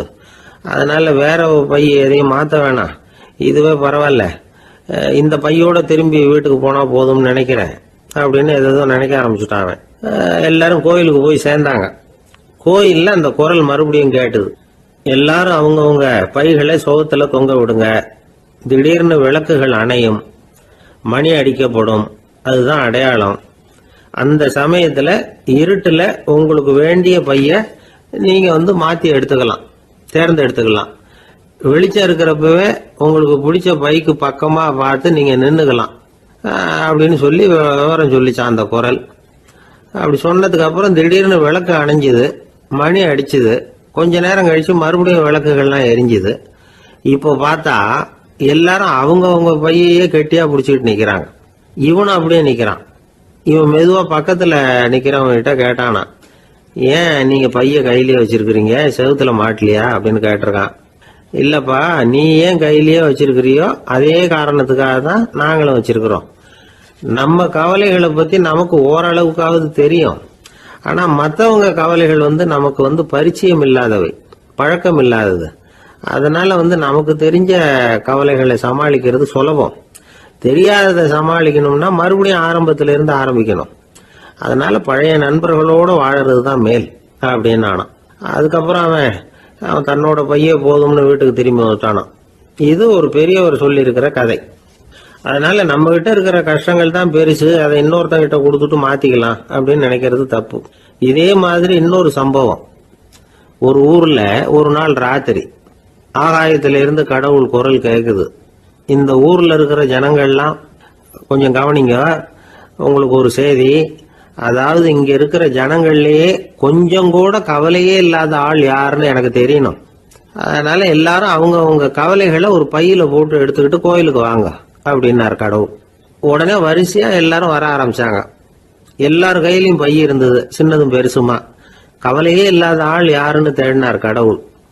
ஒரே ஒரு ஆள் மட்டும் கையில எதுவும் இல்லாம வெறும் கையை வீசிக்கிட்டு ரொம்ப ஜாலியா நடந்து வந்துகிட்டு இருந்தான். கடவுள் அவங்ககிட்ட போனார். ஏன்பா உனக்கு கவலையே இல்லையா அப்படின்னு கேட்டார். எனக்கும் சில கவலைகள்லாம் உண்டு அப்படின்னு அவன். எங்க அதெல்லாம்னு கேட்டிருக்காரு கடவுள். பின்னாடி லாரியில வந்துகிட்டு இருக்கு அப்படின்னு அவன். ஒரு காட்டுல ஒரு நரி இருந்தது. ஒரு நாள் காலை நேரம் அது தன்னுடைய இருப்பிடத்திலிருந்து வெளியில வந்தது. கொஞ்ச தூரம் நடந்து வந்தது. அப்பதான் அது தன்னோட நிழலை கவனிச்சு பார்த்தா அது ரொம்ப நீளமா பெருசா இருக்குது. காலை நேரத்துல நிழல் அப்படித்தானே இருக்கும். ஆனா அந்த நரிக்கு அந்த விஷயம் தெரியல. தன்னுடைய நீண்ட பெரிய நிழலை பார்த்து ஆச்சரியப்பட்டது. ஆஹா, நாம இவ்வளவு பெருசாவா இருக்கிறோம் அப்படின்னா என்னுடைய காலை சாப்பாட்டுக்கு ஒரு யானை இல்லைன்னா ஒரு ஒட்டகம் கிடைச்சாதான் சரியா இருக்கும் போல இருக்கு அப்படின்னு முடிவு பண்ணிட்டுது. உடனே ஒரு யானை அல்லது ஒட்டகத்தை தேடி அலைஞ்சது, எங்க கிடைக்கும்னு. கிடைக்கவே இல்லை. மத்தியானம் 12 மணி ஆயிட்டுது. பசியோட அலையுது. இப்ப தன்னோட நிழலை பார்த்தது. அது மத்தியான நிழல் எப்படி இருக்கும், அது ரொம்பவும் குறுகி போய் தெரிஞ்சுது. உடனே அந்த நரி என்ன நினைச்சுக்கிட்டு தான் தெரியுமா, காலை ஆகாரம் சாப்பிடாததுனால நம்ம உடம்பு இப்படி அழிச்சு போட்டுதே அப்படின்னு நினைச்சுக்கிட்டு தான். கொஞ்ச நேரம் கழிச்சு மறுபடியும் தன்னுடைய நிழலை பார்க்குது. அது இன்னமும் குறுகி போய் காலடியிலேயே வந்துட்டுது. அதுக்கு பயமா போயிடுது. ஐயையோ, இன்னும் கொஞ்ச நேரத்துல நாம இறந்துருவோம் போல இருக்க. இப்ப என்ன செய்யறது? இந்த சமயத்துல ஒரு எறும்பு கிடைச்சா கூட போதும், அதை நம்ம காலை ஆகாரமா நினைச்சு சாப்பிட்டுள்ளாமே அப்படின்னு நினைச்சுதான். நம்முடைய நிழல் கூட நம்மள மாதிரியே தான் அடிக்கடி மாறிக்கிட்டே தான் இருக்குது. அது எப்பவும் ஒரே மாதிரி இருக்கிறது இல்ல. மனிதனுக்கு ஏற்படுகிற தன்முனைப்பு இருக்கு பாருங்க, ஈகோ, அது கூட ஒரு நிழல் மாதிரி தானா. அப்படி நினைக்க ஆரம்பிச்சுட்டா அதனால ஏதும் பிரச்சனை வராதான். தன்முனைப்பை நிழல் போலவே ஏற்றுக்கொள்ளுங்கள் அப்படிங்கிறது பெரியவங்க கருத்து. ஒரு காரியத்தை வெற்றிகரமா நல்ல விதமா செஞ்சு முடிக்கிறோம்னு வச்சுக்கோங்க. அந்த சமயத்துல ஒரு வித நுட்பமான தற்பெருமை நமக்குள்ள உண்டாகுது. இது இயற்கையானது, அதனால இது மேல பற்று வைக்கக்கூடாது. அப்படி வைக்க ஆரம்பிச்சுட்டா அந்த தற்பெருமை ஒரு நிரந்தர விருந்தாளியா நம்ம கிட்ட தங்கிக்கும். நம்ம நிழல் எப்படின்னு பாருங்க, நாம நடக்கும் பொழுது நம்ம பின்னாடியே வரும். தன்முனைப்பையும் அப்படியே நினைச்சுக்குங்க. நிழல் யாருக்கும் எந்த பிரச்சனையையும் உண்டாக்குறது இல்லை. ஆனா அந்த நிழலை கண்டே நாம பயப்பட ஆரம்பிச்சுட்டா நாம எதுலையும் வெற்றி காண முடியாது. நிழலோட சண்டை போடக்கூடாது. அது மாதிரி தன்முனைப்போடவும் நாம சண்டை போட வேண்டியதில்லை. இல்லாத ஒன்றோடு சண்டை போடுறது எப்படின்னா, அது இருட்டோட சண்டை போடுறது மாதிரி. நாம நிழல் கிடையாது, நம்ம கிட்ட இருக்கிற தன்முனைப்பு ஒரு நிழல். நம்ம நிழலையும் நமக்கு சமமா பாக்குறோம் பாருங்க, அங்கதான் சிக்கலே ஆரம்பம். இப்போ நாம நடந்து போய்கிட்டு இருக்கிறோம். நம்ம நிழல் தரையில விழுது. யாரோ ஒருத்தர் நம்ம நிழல் மேல காலை வச்சு நடந்து போறார். உடனே அவர்கிட்ட சண்டைக்கா போறோம், ஏண்டா என் நிழலை மிதிச்ச அப்படின்னு. நமக்கு தெரியும் அது நிழல் தாங்கிறது. அவர் உங்க மேல நடக்கல, உங்களுடைய நிழல் மேலதான் நடக்கிறார். அது மாதிரி உங்க தன்முனைப்பின் மேல யாராவது நடந்தா உங்களை அவமானப்படுத்துறதா நினைக்கிறீங்க. காரணம், நாமளும் நம்ம தன்முனைப்பும் ஒண்ணுங்கிற நினைப்பு தான் காரணம், மற்றபடி வேற ஒண்ணும் கிடையாது. நம்ம நிழல் மேல நடக்கிறவர் நம்மளை காயப்படுத்துறது இல்லை. தன்முனைப்பை வேண்டாத ஒன்னாவும் பார்க்க வேண்டியதில்லை. அது இயற்கை. நிழலை உங்க முன்னாடி வைக்க வேணாம், அது உங்க பின்னாடியே இருக்கட்டும். நிழலின் நிழலாகி விடாதீர்கள், நீங்கள் நீங்களாகவே இருங்கள். இதுதான் சான்றோர் சிந்தனை. ஒரு பேருந்துல ஒரே நெரிசல். ஒருத்தர் பக்கத்துல நின்றுகிட்டு இருந்தவர்கிட்ட ரொம்ப பணிவா விசாரிச்சார், ஏன் சார் நீங்க ஏதாவது பெரிய உத்தியோகத்துல இருக்கிறீங்களா அப்படின்னார். அப்படிலாம் ஒண்ணும் இல்லைங்கன்னார் அவரு. அப்படின்னா வேற ஏதாவது அரசியல்ல பெரிய பதவியில் இருக்கிறீங்களா அப்படின்னு கேட்டார். அதுவும் இல்லைங்கன்னார். சரி, பணமாவது அதிகமா வச்சிருக்கீங்களா அப்படின்னு கேட்டார். அப்படிலாம் ஒன்றும் கிடையாது சார்னார் அவரு. அப்புறம் எதுக்குடா என் காலை மிதிச்சுக்கிட்டு இருக்கிற, எடுறா காலை அப்படின்னாராம் இவர். ஒரு ஆள் இருந்தார். அவர் தன்னை ஒரு குருன்னு சொல்லிக்கிட்டார். மௌன குரு, வாயே திறக்கிறது இல்லை. அவருக்கு 2 சீடர்கள் உண்டு. இவங்க தான் வர்றவங்க கிட்ட பேசுவாங்க, விளக்கம் கொடுப்பாங்க. ஒரு நாள் இந்த சீடர்கள் 2 பேரும் எங்கேயோ வெளியில் போயிட்டாங்க. அந்த நேரம் பார்த்து ஒருத்தர் அங்கே வந்தார். குரு கிட்ட போனார். குருவே, புத்தர்னா என்னன்னு கேட்டார். குருவுக்கு ஒன்றும் புரியல. அவர் உண்மையான குருவாக இருந்தாவில் புரியும். அவர் திருன்னு முழிக்க ஆரம்பிச்சிட்டார். இந்த நேரம் பார்த்து இந்த சீடர்கள் எங்கேயோ போயிட்டாங்களே, என்ன பண்ணுறது, உதவிக்கு யாராவது கிடைக்க மாட்டாங்களா அப்படின்னு அப்படியே சுற்றி பார்க்குறார். அங்கங்கே பார்க்குறார். வந்தவர் இதை கவனித்தார். ஏதோ புரிஞ்சுக்கிட்ட ஒரு மாதிரி அடுத்த கேள்வி கேட்டார். தர்மம்னா என்ன சுவாமின்னார். குருவுக்கு ரொம்ப சங்கடமாக போச்சு. நம்ம நிலைமை இப்படி ஆயிட்டுதே, இக்கட்டில் மாட்டிக்கிட்டோமே அப்படின்னு நினச்சபடியே விட்டத்தை பார்த்தார். அப்புறம் குனிஞ்சு தரையை பார்த்தார். அப்படியே உட்காந்துக்கிட்டார். வந்தவர் உடனே அடுத்த கேள்விக்கு போயிட்டார். தியானம்னா என்ன சுவாமின்னார். பாவம் என்ன பண்ணுவார் அந்த குரு, பேசாமல் கண்ணை கெட்டியாக மூடிக்கிட்டார். இது ஏதுடா வம்பா போச்சுன்னு. இவர் இப்படி பண்ணா கூட வந்தவர் சளைக்கல. இன்னொரு கேள்வியும் கேட்டார். ஆசீர்வாதம்னா என்ன அப்படின்னார். இவர் பார்த்தார். இப்படியே போனால் இவர் கேள்வி கேட்கறத நிறுத்த மாட்டார் அப்படின்னு நினச்சிக்கிட்டு எனக்கு ஒன்றுமே தெரியாதுங்கிற பாவனையில் 2 கையையும் விரித்து காட்டினார். வந்தவர் முகத்தில் மகிழ்ச்சி, மன நிறைவு. ஏதோ எல்லாம் புரிஞ்சுக்கிட்ட ஒரு மாதிரி அங்கேருந்து புறப்பட்டு போனார். வழியில் அந்த குருவோட சீடர்கள் 2 பேரையும் சந்திச்சார். உங்கள் குருவை தான் பார்த்துட்டு வரேன்னார் இவர். என்ன நடந்ததுன்னு கேட்டாங்க. இவர் வரமா சொல்கிறார், உங்கள் குரு எவ்வளவு பெரிய ஞானி தெரியுமா? புத்தர்னா என்னன்னு கேட்டேன். அதுக்கு அவர் அப்படியும் இப்படியும் பார்த்தார். அதுக்கு என்ன அர்த்தம் தெரியுமா? மக்கள் புத்தரை அங்கேயும் இங்கேயும் தேடுறாங்க. உண்மையில் அவர் அங்கேயும் இங்கேயும் தேடி கண்டுபிடிக்க முடியாது அப்படிங்கிறத அவர் செய்கை மூலம் உணர்த்தினார். அதுக்கப்புறம் தர்மம்னா என்னன்னு கேட்டேன். அவர் மேலையும் கீழையும் பார்த்து தர்மம் சமமானது, அதில் உயர்வு தாழ்வு இல்லைங்கிறத உணர்த்தினார். அதுக்கப்புறம் தியானம்னா என்னன்னு கேட்டேன். கண்ணை மூடிக்கிட்டார். கண்ணை மூடி காணுகிற அற்புதம் அது அப்படிங்கிறத புரிஞ்சுக்கிட்டேன். கடைசியாக ஆசீர்வதிக்கப்படுறது பற்றி கேட்டேன். கைகளை நீட்டி உதவுறது தான் அது அப்படிங்கிறத தன்னுடைய இருகை விரித்து உணர்த்தினார். எவ்வளோ பெரிய மகான் அவர் அப்படின்னு சொல்லிவிட்டு அவர் பாட்டு போயிட்டார். சீடர்கள் அதுக்கப்புறம் மெதுவாக குருக்கிட்ட சேர்ந்தாங்க. அவங்கள பார்த்ததும் குருவுக்கு கோபம் வந்துட்டுது. அடே பாவிகளா, எங்கடா போய் தொலைஞ்சிங்க, நான் ஒரு ஆளுகிட்ட மாட்டிக்கிட்டு என்ன பாடுபட்டிருக்கேன் தெரியுமான்னார். இது மாதிரி தான் நாம் சாதாரண மனிதர்களின் புற வேடங்களிலேயே மயங்கி போயிடுறோம். அவங்க பேச்சு, செய்கை, பார்வை இதிலெல்லாம் ஏதோ பெரிய தத்துவம் இருக்கிறதாக நினச்சிக்கிறோம். உண்மையிலேயே அந்த தத்துவங்கள் யாருக்கு சொந்தம்? அவங்களுக்கு இல்லை, நமக்கு தான் சொந்தம். நாம் தானே அதை கற்பிச்சுக்கிட்டோம். நம்மை நாம் அடையாளம் கண்டுக்கிறது இல்லை. நாம் யாருங்கிறது நமக்கு புரியறதில்ல. அதுதான் இன்றைக்கி நடக்கிறது. அதனால தான் அடுத்தவங்களை தேடி ஓடிக்கிட்டு இருக்கிறோம்.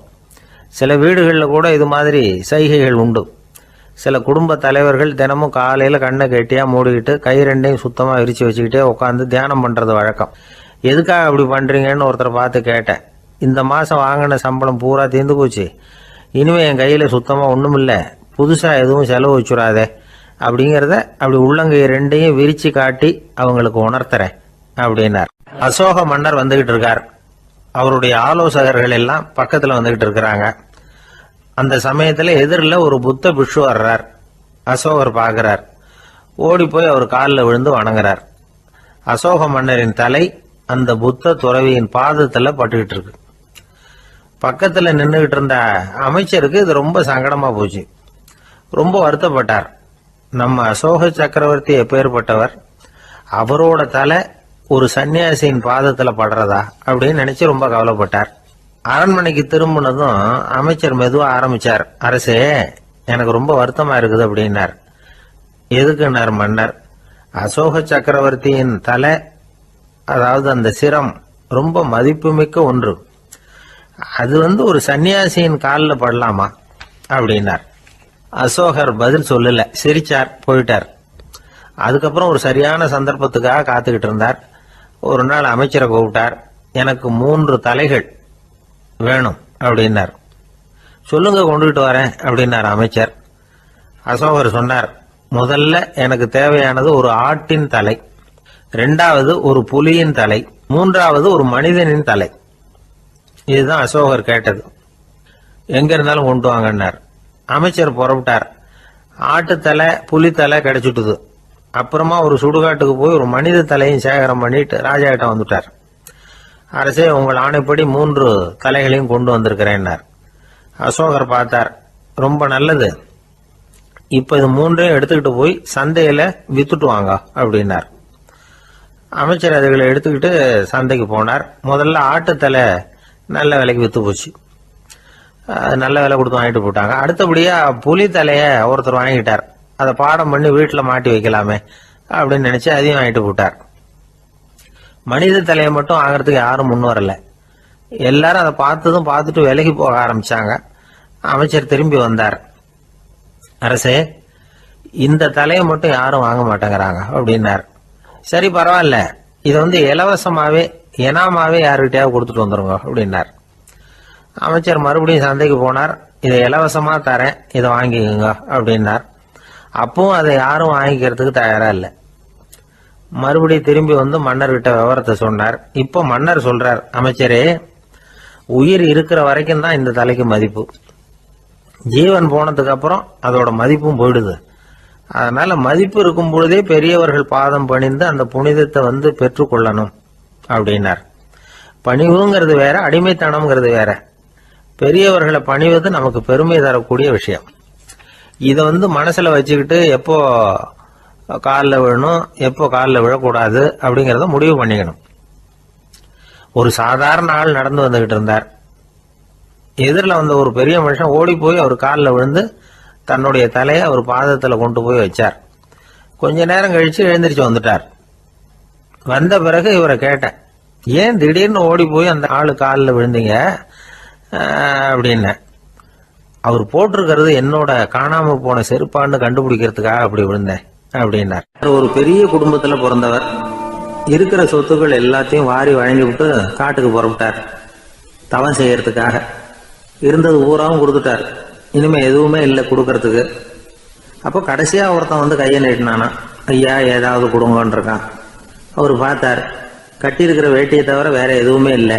8 முழம் பட்டு வேட்டி ஜரிகை கரையோடு இருக்குது. கடைசியாக அதை தான் எடுத்துக்கிட்டு அவர் புறப்பட்டுருக்கார்.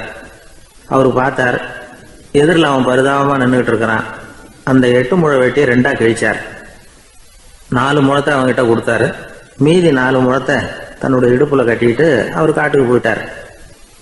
இவன் என்ன பண்ணான் தெரியுமா? கையில் கிடைச்ச 4 முழத்தை எடுத்துக்கிட்டு கடை வீதிக்கு போனான். பழைய பட்டு வேட்டி ஜருகை இதெல்லாம் விலைக்கு வாங்குற வணிகர் ஒருத்தர் இருக்கார். அவர்கிட்ட போனான். இதை விலைக்கு எடுத்துக்கிறீங்களா அப்படின்னு கேட்டிருக்கான். அவர் வாங்கி பார்த்துருக்கார். ஆஹா, இது ரொம்ப அருமையான வேட்டி, விலை உயர்ந்த ஜருகை, இது ஏது உனக்கு அப்படின்னு கேட்டாரான். அவன் நடந்தது சொல்லியிருக்கான். அப்படின்னா ஒன்று செய்ய, இந்த வேட்டியோட இன்னொரு பாதியையும் மெதுவாக வாங்கிட்டு வந்துரு, உனக்கு நிறைய பணம் தர்றேன் அப்படின்னாரான் அந்த வணிகர். இவன் கொஞ்சம் யோசனை பண்ணி பார்த்தான். கொஞ்சம் இருங்கத்தை வந்துடுறேன் அப்படின்னு சொல்லிவிட்டு நேராக காட்டுக்கு போனான். அவர் எங்கே இருக்காருன்னு தேடி கண்டுபிடிச்சான். அவர் ஒரு இடத்துல தவக்கோலத்தில் இருக்கிறார். கட்டியிருந்த இடவேட்டியும் அவர் அறியாமல் நழுவி கீழே விழுந்து கிடக்குது. இவனுக்கு ரொம்ப வசதியாக போச்சு. அவரை கேட்க வேண்டிய அவசியமே இல்லை. மெதுவாக சத்தம் போடாமல் அடி மேலே அடி வச்சு நெருங்கினான். அவர் கண்ணை மூடிக்கிட்டு அவர் பாட்டு நின்றுட்டு இருக்கிறார். இவன் மெதுவாக போய் கீழே கிடந்த அந்த துணியை எடுத்துக்கிட்டு சத்தம் போடாமல் திரும்பி நடந்தான். ஒரு 2-3 அடி எடுத்து வச்சிருப்பான். அப்படி ஓட ஆரம்பிக்கிற சமயத்தில் அவன் காலில் கீழே கிடந்த முள்ளு ஒன்று நறுக்குன்னு தச்சு விட்டுது. வலி தாங்க முடியாமல் அம்மான்னு கத்திருக்கான். இந்த சத்தத்தினால கண்ணை மூடி நின்றுகிட்டு இருந்த அவரோட தவம் கலைஞ்சது. மெல்ல கண்ணை திறந்து பார்க்குறார். தன் இடையில இருந்த வேட்டி அவன் கையில் இருக்கு. இப்போ அவர் நினைக்கிறார், என்ன நினைக்கிறாருன்னா, இந்த வேட்டி மீது நான் வைத்த ஆசையல்லவா அவனை திருடனாக ஆக்கி விட்டது அப்படின்னு நினைச்சாராம். இந்த வேட்டி மேல நாம வச்ச ஆசை அவனை திருடும்படி ஆக்கி விட்டதே அப்படின்னு நினைச்சாராம். இது எப்பேற்பட்ட